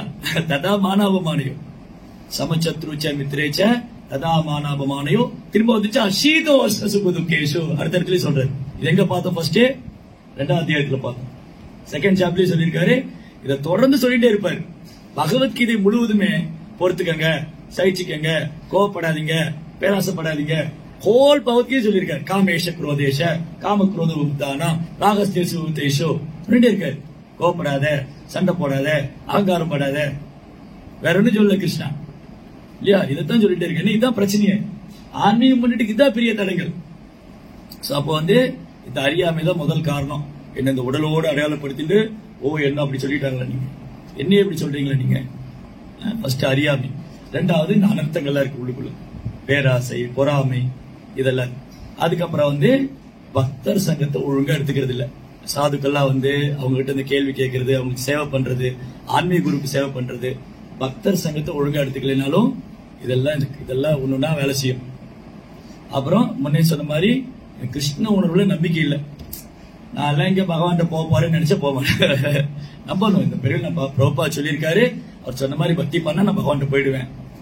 அது ஏன் பிரபு நீங்க எல்லாம் போயிருவீங்க, நான் எல்லாம் போவேனான்னு தெரியாது அப்படின்னு புலம்புவாங்க. அது தன்னடக்கம் இல்ல, அது வந்து முயற்சி பண்றது இல்ல, அதுக்காக சொல்றது யாருன்னு இல்ல. சோம்பேறித்தனம் உள்ளுக்குள்ள எல்லாம் அழுக்கு இருக்கு, அதை ஒத்துக்கிறாங்க. இதெல்லாம் தீராம நான் எங்க போக போறேன்னு மாதிரி. இதெல்லாம் ரொம்ப ரொம்ப முக்கியமான விஷயம். நிறைய உதாரணம் இருக்கு சாஸ்திரத்துல. பரீட்சித் மகாராஜ் வந்து 7 நாள்ல இறந்து போறேன்னு சொன்னா அவர் என்ன பண்ணாரு? எல்லாத்தையும் விட்டுட்டு காட்டுக்கு போயிட்டாரு. நம்ம சொல்றாங்க இன்னையில இருந்து 7வது நாள் நீங்க இறந்து போக போறீங்க அப்படின்னு சொன்னா என்ன பண்ணும்? நம்ம எல்லாம் உட்கார்ந்துட்டு இருக்கோம் இல்லையா? இப்ப திடீர்னு வந்து நமக்கு தெரிய வருது இன்னையில இருந்து 7வது நாள் நான் இறந்து போக போறேன். என்ன செய்வோம்? நம்ம இது வரைக்கும் என்னெல்லாம் மலேசியால சாப்பிடல, என்னெல்லாம் அனுபவிக்கல, முதல் திட்டமே இந்த இறந்து போகாம இருக்கிறதுக்கு என்ன பண்ணலாம்? ஏதாவது டாக்டர் காலில் போய் விழலாமா? பணத்தை வச்சு சரி பண்ணிடலாமா? எதையாவது அட்ஜஸ்ட் பண்ணிடலாம். பரீட்சித் மகாராஜா பாம்பு கடிச்சு இறந்து போனா ஒரு காட்டுக்கு போறாரு. அங்கதானே பாம்பு அதிகமா இருக்கும், ஆனா போறாரு. அப்ப என்ன முடிவு பண்ணிட்டாரு? எனக்கு மரணம் முடிவாயிடுச்சு, நான் வந்து இந்த உடலை விட தயாராயிட்டேன். அப்ப என்ன பண்ணணும்? இந்த 7 நாள் என்ன செய்யணும் இல்லையா? பரீட்சித் மகாராஜாவுக்கு மரணத்தை கண்டு பயம் இல்லை. அப்போ ஒரு பக்தனுக்கு மரணத்தை கண்டு பயம் இருக்கக்கூடாது. ஏன்? ஆத்மாவுக்கு தான் மரணமே கிடையாது. அப்ப ஏன் நான் பயந்துக்கணும்? நான் இந்த உடலை விட்டு வேற உடலுக்கு போறேன். பழைய டிரெஸ் கிழிஞ்சு போச்சு, புதிய டிரெஸ் போட்டுக்கிறேன். இவர் இருக்காரு, இந்த ஜெகநாத் டிஷர்ட் ரொம்ப அழகா இருக்கு போட்டிருக்காரு. உடனே இந்த டிஷர்ட் கிழிஞ்சு போயிடுச்சு. இன்னொரு அம்மா என்ன பண்ணா, ஒரு புதிய டிஷர்ட் கொடுத்தா, அதே ஜெகநாத் டிஷர்ட். உட்காந்துட்டு என் பழைய டிஷர்ட் கிழிஞ்சு போயிடுச்சு, நான் இதே போய் போடணுமா அப்படின்னு அழுது இல்ல, அதை தூக்கி போட்டு புதிய டிரெஸ் எடுத்து போட்டான். அப்ப என்ன? ஜாதசி துருவம் மிருத்யு துருவம் ஜென்ம மிருத்யுச்ச தஸ்மாத் அபரிகாரத்தை நத்துவம் சோசித்து மரிசி. பிறக்கப்பட்ட அனைவரும் ஒரு நாள் இறக்க போறாங்க, இறந்தவங்க ஒரு நாள் பிறக்க போறாங்க. இதுல கவலைப்பட இருக்கு சரியா?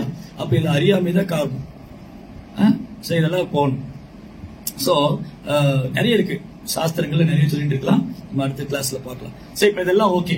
இதெல்லாம் எனக்கு கஷ்டம் வருது, தடங்கள் வருது, துன்பம், என்ன பண்ணணும்? சோ ஃபர்ஸ்ட் வந்து இந்த சாதனை வந்து இம்ப்ரூவ் பண்ணணும்.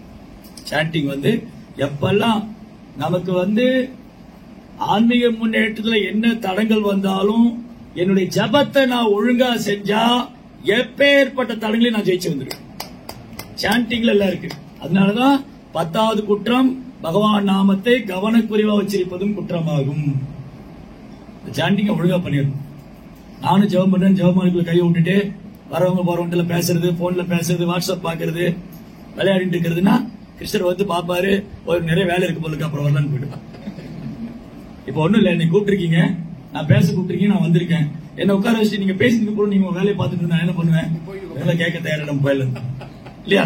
சரி, நீங்க உட்கார்ந்து கேட்கறதுனால நான் பேசுறேன். அந்த மாதிரிதான் கிருஷ்ணரை இன்வைட் பண்ணிட்டு அவரை டிஸ்ஒபே பண்றது அந்த சாண்டிங்ல இன்னட்டென்டிவா இருக்கு. கிருஷ்ணர் நாமத்தை சொல்லிட்டு இருக்கேன், ஆனா வேற வேலையை பண்ணிட்டு இருக்கேன். அப்ப கிருஷ்ணா நாட் ஹாப்பி. கிருஷ்ணா நாமத்தை சொன்னா கிருஷ்ணா நினைச்சிட்டு இருக்கு. அப்பதான் பியூரிஃபிகேஷன் நடக்கும், ஞானத்தங்கள்லாம் போகும். சோ வந்து ஸ்ட்ராங் சாதனா, நல்லா சேன் பண்ணணும், ப்ரோப்பா புக் படிக்கணும், கிளாஸ் நல்லா கேட்கணும். அதுக்கப்புறம் சாதுக்களுக்கு சேவை பண்ணணும். கோயிலுக்கு வர்றது பக்தர்களுக்கு சேவை பண்ணலாம். சாதுன்னா யாரு? ஒரு பெரிய சன்னியாசி வருவாரு, காவி ட்ரெஸ் எல்லாம் போட்டுருப்பாரு, அவர் தாங்க சாது, இவங்க எல்லாம் கோயில் இருக்கவங்க சாது. அப்படி கிடையாது. யாரு பக்தி பண்றாங்களோ அவங்கள சாதுன்னு சொல்றாரு கிருஷ்ணா. சாது ரேவ சம்பந்தவியா. ஹரே கிருஷ்ணா மந்திர ஜபம் பண்றவங்க சாது. அப்ப கூட கோயில சேவை பண்றவங்க சாதுக்கள். அவங்க வேலைக்கு போயிட்டு இருக்கலாம், வியாபாரம் பண்ணிட்டு இருக்கலாம், பிரம்மச்சாரிய சன்னியாசி யார வேணாலும் இருக்கலாம். பக்தி பண்ணா ஒரு சாதுவா தான் பார்க்கணும். அப்ப கூட இருக்கிற பக்தர்களுக்கு சேவை பண்ணணும். பக்தர்களுக்கு பிரசாதம் பிரபு எல்லாம் உட்காருங்க, நான் சர்வ் பண்றேன், பிரசாதம் கொடுக்குறேன். பக்தர்களுக்கு சேவை பண்ணணும், அவங்க ஆசீர்வாதம் வாங்கணும். அப்புறம் மூத்த பக்தர்கள் இருக்காங்க, நான் சொன்ன மாதிரி சன்னியாசிகள், பிரம்மச்சாரிகள், சாதுக்கள், இல்ல கிரகஸ்தர்களே மூத்த பக்தர்கள், அவங்ககிட்ட இருந்து அறிவுரை எடுத்துக்கலாம். இந்த மாதிரி ஆன்மீகத்தில் தலங்கள் வரும்போது அவங்களுடைய கைடன்ஸ், அவங்களுடைய வழிகாட்டில எடுத்துக்கணும். அதுக்கப்புறம் சேவை அதிகரிக்கணும். நமக்கு தடங்கள் வரும்போது என்ன பண்ணணும், தடங்கல்கள் வரும்போது அதுல பாதிக்கப்படக்கூடாதுன்னா சேவை பண்ணிட்டே இருக்கணும். மனசு இதுல போயிடும். சரி, வரது வரட்டு பாத்துக்கலாம், எவ்வளவு வந்துருச்சு, இது வரட்டு. நீங்க கஷ்டத்தை வரவேற்றுட்டே இருந்தீங்கன்னு வச்சுக்கோங்களேன், அது கஷ்டமாவே தெரியாது. அதான் குந்தி தேவி பண்ணாங்க. இதெல்லாம் நான் சொன்னதெல்லாம் ஒரு லிஸ்டே போட்டாங்க. விஷயான் மகாக்னி புருஷாத தர்ஷனாத் அசத் சபாய வனவாச கிருஷ்ணதக. இதெல்லாம் நடந்தது. அதெல்லாம் திரும்ப திரும்ப வரட்டும். கிருஷ்ணா கிருஷ்ணன் கேட்கிறாரு, நம்மள யாரா ஒருத்தருக்கு அந்த தைரியம் இருக்கா, கிருஷ்ணாட போய் கிருஷ்ணாட கஷ்டம் கொடுங்க, கஷ்டம் கொடுங்க. கஷ்டம் கொடுத்தா ஓடிடுவோம், நம்ம கஷ்டம் கேட்கவே மாட்டோம். ஆனா குந்தி தேவி ஒரு லிஸ்டே போட்டு கேட்டாங்க, அதெல்லாம் திரும்ப வரட்டும். ஏன்னா அது திரும்ப வரும்போது நான் என் மனசு ஆட்டோமேட்டிக்கா உங்களை நினைக்குது. அப்படி உங்களை நினைக்கும் போது நீங்க எங்களை காப்பாத்துறீங்க.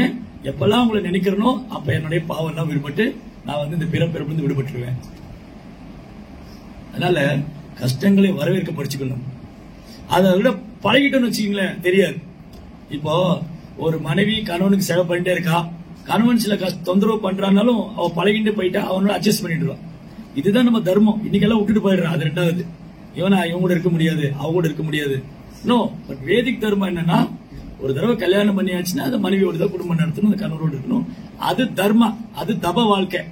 அப்படி தப வாழ்க்கை வாழ்ந்தா இந்த பிரிவில் அவங்க பகவாட்டு போலாம்.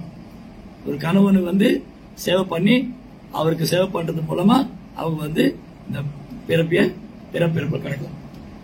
அவர் பக்தரா இருந்தா அப்புறம் என்ன சொல்றது? ஒரு கணவர் பக்தரா இருக்காரு, மனைவி பக்தரா இருக்காங்கன்னா பொறுத்துக்கிட்டா அவங்க இந்த பிள்ளை பகவான் போயிடலாம். சரி, அடுத்தது இந்த சேவை மனப்பான்மை அதிகரிச்சுட்டே இருக்கணும். அப்புறம் இந்த அபராதங்களை தவிர்க்கணும். நான் முதல்ல என்ன சொன்னேன் இல்லையா, இந்த வைஷ்ணவ அபராதம், சேவா அபராதம், நாமராதம், இதெல்லாம் கவனமா இருக்கணும். இதெல்லாம் தவிர்த்துட்டே வந்தா நம்ம ஆன்மீக முன்னேற்றத்துக்கு தடை ஏற்படாது. அதுக்கப்புறம் பொறுமையை கடைபிடிக்கும். இது கொஞ்சம் கஷ்டமான வேலை தான், ஆனா பண்ணிதான் ஆகணும். இதை எப்படி படிச்சுக்கணும். நம்ம கிருஷ்ண பக்தி பயிற்சி பண்ண பண்ண பகவான் அனுபவம் தருவார். பகவான் நமக்கு நிறைய அனுபவம் தருவாரு. பொறுமை. பகவான்கிட்ட நம்ம கேட்க வேண்டியது அதுதான். வேற என்ன குறை இருக்கு? இங்க இருக்கிறவங்களுக்கு சாப்பாடு கிடைக்கலையா, போட்டுக்கு துணிமணி கிடைக்கலையா, இல்ல நமக்கு வீடு வசதியா இல்லையா? போதுமான அளவுக்கு எல்லாம் இருக்கு. ஏன்னா அப்படி சொன்னா நீங்க அப்படி சொல்றீங்க, என்கிட்ட சொந்த வீடு கிடையாது, எனக்கு நல்ல ட்ரெஸ் கிடையாது, எனக்கு வேலை ஒழுங்கா இல்ல, உன்னோட இல்லாம ஒரு கஷ்டப்படுவானே. வீடு இல்லாம பிளாட்ஃபார்ம்ல தூங்குற எவ்வளவு பேர் இருக்கான், நல்ல சாப்பாடு இல்லாம எவ்வளவு பேர் இருக்கான், நோய்வாய்ப்பட்டு எவ்வளவு பேர் பிச்சை எடுத்துட்டு இருக்கான். அவனோடு கம்பேர் பண்ணும்போது நான் நல்லாதான், கிருஷ்ணன் நல்லதான் வச்சிருக்கேன் இல்லையா? ஒண்ணுமே இல்லாதவனோட கம்பேர் பண்ணும்போது கிருஷ்ணன் நல்லாதான் வச்சிருக்கேன். அப்படிதான் நம்ம பார்க்கணும். நம்ம என்ன பண்ணுவோம்னா, எப்பவுமே நம்மளோட வசதியான உள்ளவங்களே பாக்குறது, கீழே உள்ளவங்கள பாக்குறதே இல்லை. ஓ, அவன் அப்படி போறானே, இப்படி போறானே. அந்த மாதிரி நம்ம எப்பவுமே லைஃப்ல கிருஷ்ணா ஓகே எனக்கு நல்லதா பண்ணிருக்காரு, நான் பண்ண கர்மத்துக்கு, நான் செஞ்ச பாவத்துக்கு எவ்வளவோ கஷ்டப்படணும், கிருஷ்ணர் இவ்வளவுதான் கொடுத்திருக்கிறார். அதனால கிருஷ்ணருக்கு நன்றி. கிருஷ்ணா உங்களுக்கு ரொம்ப தேங்க்ஸ். ஏன்னா நான் செஞ்ச பாவத்துக்கு, பிறவிதோறும் செஞ்ச பாவத்துக்கு எவ்வளவு கஷ்டப்படணும், அதை இவ்வளவுதான் கொடுத்திருக்கிறீங்க. அதனால ஓகே, நோ ப்ராப்ளம். அப்படி கஷ்டம் வரும்போது அது கிருஷ்ணனுடைய கருணையா யார் எடுத்துக்கிறாங்களோ, பழைய தம்மையில போட்டுக்கிறாங்க. நான் தான் ஏதோ தப்பு பண்ணிருக்கணும், போன ஜென்மத்தில் ஏதோ பாவம் பண்ணிருக்கேன், இந்த ஜென்மத்தில் ஏதோ பாவம் பண்ணிருக்கேன், அந்த பாவம் தான் அனுபவிச்சுட்டு இருக்கேன் அப்படின்னு பழைய தன்மையில போட்டுட்டாங்கன்னா, கஷ்டம் வரும்போது பழைய தன்மையில போட்டுக்கிட்டாங்க. புகழ் வரும்போது அது கிருஷ்ணருக்கு பாருங்க, கிருஷ்ணனுடைய கருணை, குருவுடைய கருணை. அப்படி யார் இருக்காங்களோ அந்த பக்தன் தன் சொந்த வீட்டுக்குள்ள போற மாதிரி பகவானுடைய உலகத்துக்கு போலாம். எங்க கிருஷ்ணர் அவர் வரவேற்க காத்துட்டு இருப்பாரு. எந்த மாதிரி பக்தரை கஷ்டம் வரும்போது பழைய தம்மையில போடணும், கிருஷ்ணர் மேல போடக்கூடாது. கிருஷ்ணா நான் உனக்கு பக்தி பண்ணேன், நீ இப்படி பண்ணேன்னு சொல்லணும். கிருஷ்ணா என் மேலதான் தப்பு, உங்க மேல ஒரு குறை இல்லை, நான் ஏதோ பாவம் செஞ்சிருக்கேன், அதனாலதான் எனக்கு வருது, உங்க கருணையால எனக்கு உள்ளதான் வந்திருக்கு. தத்தியனுக்கு அப்ப சுசமீக்ஷமானம் பாகவதத்தில் இருக்க ஸ்லோகம். தத்தேனுகம்ப சுசமீக்ஷமானோ புஞ்சானேவாத்மகிருதம் விபாவம். யார் ஒரு பக்தர் கஷ்டம் வரும்போது அதை பொறுத்துட்டு பகவானுடைய சேவையிலிருந்து விலகாம இருக்காரோ, யாருக்கு புகழ் வருதோ அது பகவான் கொடுத்துடுறாரோ, அவரு தன் சொந்த வீட்டுக்குள்ள போற மாதிரி பகவானுடைய உலகத்துக்கு போலாம். இப்போ இவர் அவர் சொந்த வீட்டுக்குள்ள போறாரு, யாரா தடுத்து நிறுத்த முடியும் அவரை? ஏய் நீயா உள்ள வந்த, யாரு என் வீட்டுக்குள்ள வந்து கேட்கிறேன், நீ உள்ள வந்து இல்லையா? யாரும் கேள்வி கேட்க முடியாது, அவர் உரிமையோட போவார். அந்த மாதிரி பக்தனுக்கு தடங்கள் வரும்போது அதை பொறுத்து கொண்டு சகித்துக் கொண்டு ஆன்மீக முன்னேற்றத்துக்காக ஏற்றுக்கொண்டு செய்யக்கூடிய பக்தன் இந்த உடலை விட்டதும் தன் சொந்த வீட்டுக்குள்ள போற மாதிரி பகவானுடைய உலகத்துக்கு போலாம். அங்க பகவான் அவரை வரவேற்க காத்துட்டு இருப்பார். எவ்வளவு பேருக்கு அந்த மாதிரி போகணும் அப்படின்னா கொஞ்சம் டாலரேட் பண்ணிக்கணும். ரொம்ப பெரிய கஷ்டம்லாம் கிடையாது. நான் சொன்ன மாதிரி பாண்டவருக்கு வந்த கஷ்டம் எல்லாம் ஒண்ணு கிடையாது. சின்ன சின்ன கஷ்டம் தான். என் பேனா எடுத்துட்டு போயிட்டாங்க, எனக்கு என்னை கவனிக்காம விட்டாங்க, இது மாதிரி சின்ன சின்ன ப்ராப்ளம் தான். அதுக்கப்புறம் நான் சொன்ன மாதிரி பிரார்த்தனைகள், பாகவத்துல நிறைய பிரார்த்தனை இருக்கு. குந்திமாரனுடைய பிரார்த்தனைகள், பரீட்சித்தோடைய பிரார்த்தனைகள், பீஷ்மருடைய பிரார்த்தனைகள், பிரகலாதுடைய பிரார்த்தனைகள், துருவனுடைய பிரார்த்தனைகள், பாகவதம் ஃபுல்லா பிரார்த்தனை தான். அதெல்லாம் எடுத்து படிக்கணும். கிருஷ்ணா பாருங்க, பிரகலாதருக்கு தொந்தரவு வந்தப்போ உங்களை எப்படி பிரார்த்தனை பண்ணியிருக்காரு, என்னையும் அந்த மாதிரி இன்னைக்கு இந்த கஷ்டங்கள்லாம் விட்டு போயிடணும் அப்படின்னு பிரேயர். ஓகே, ஹரே கிருஷ்ணா. ஜெய் ஸ்ரீல பிரபுபாதிக்கு.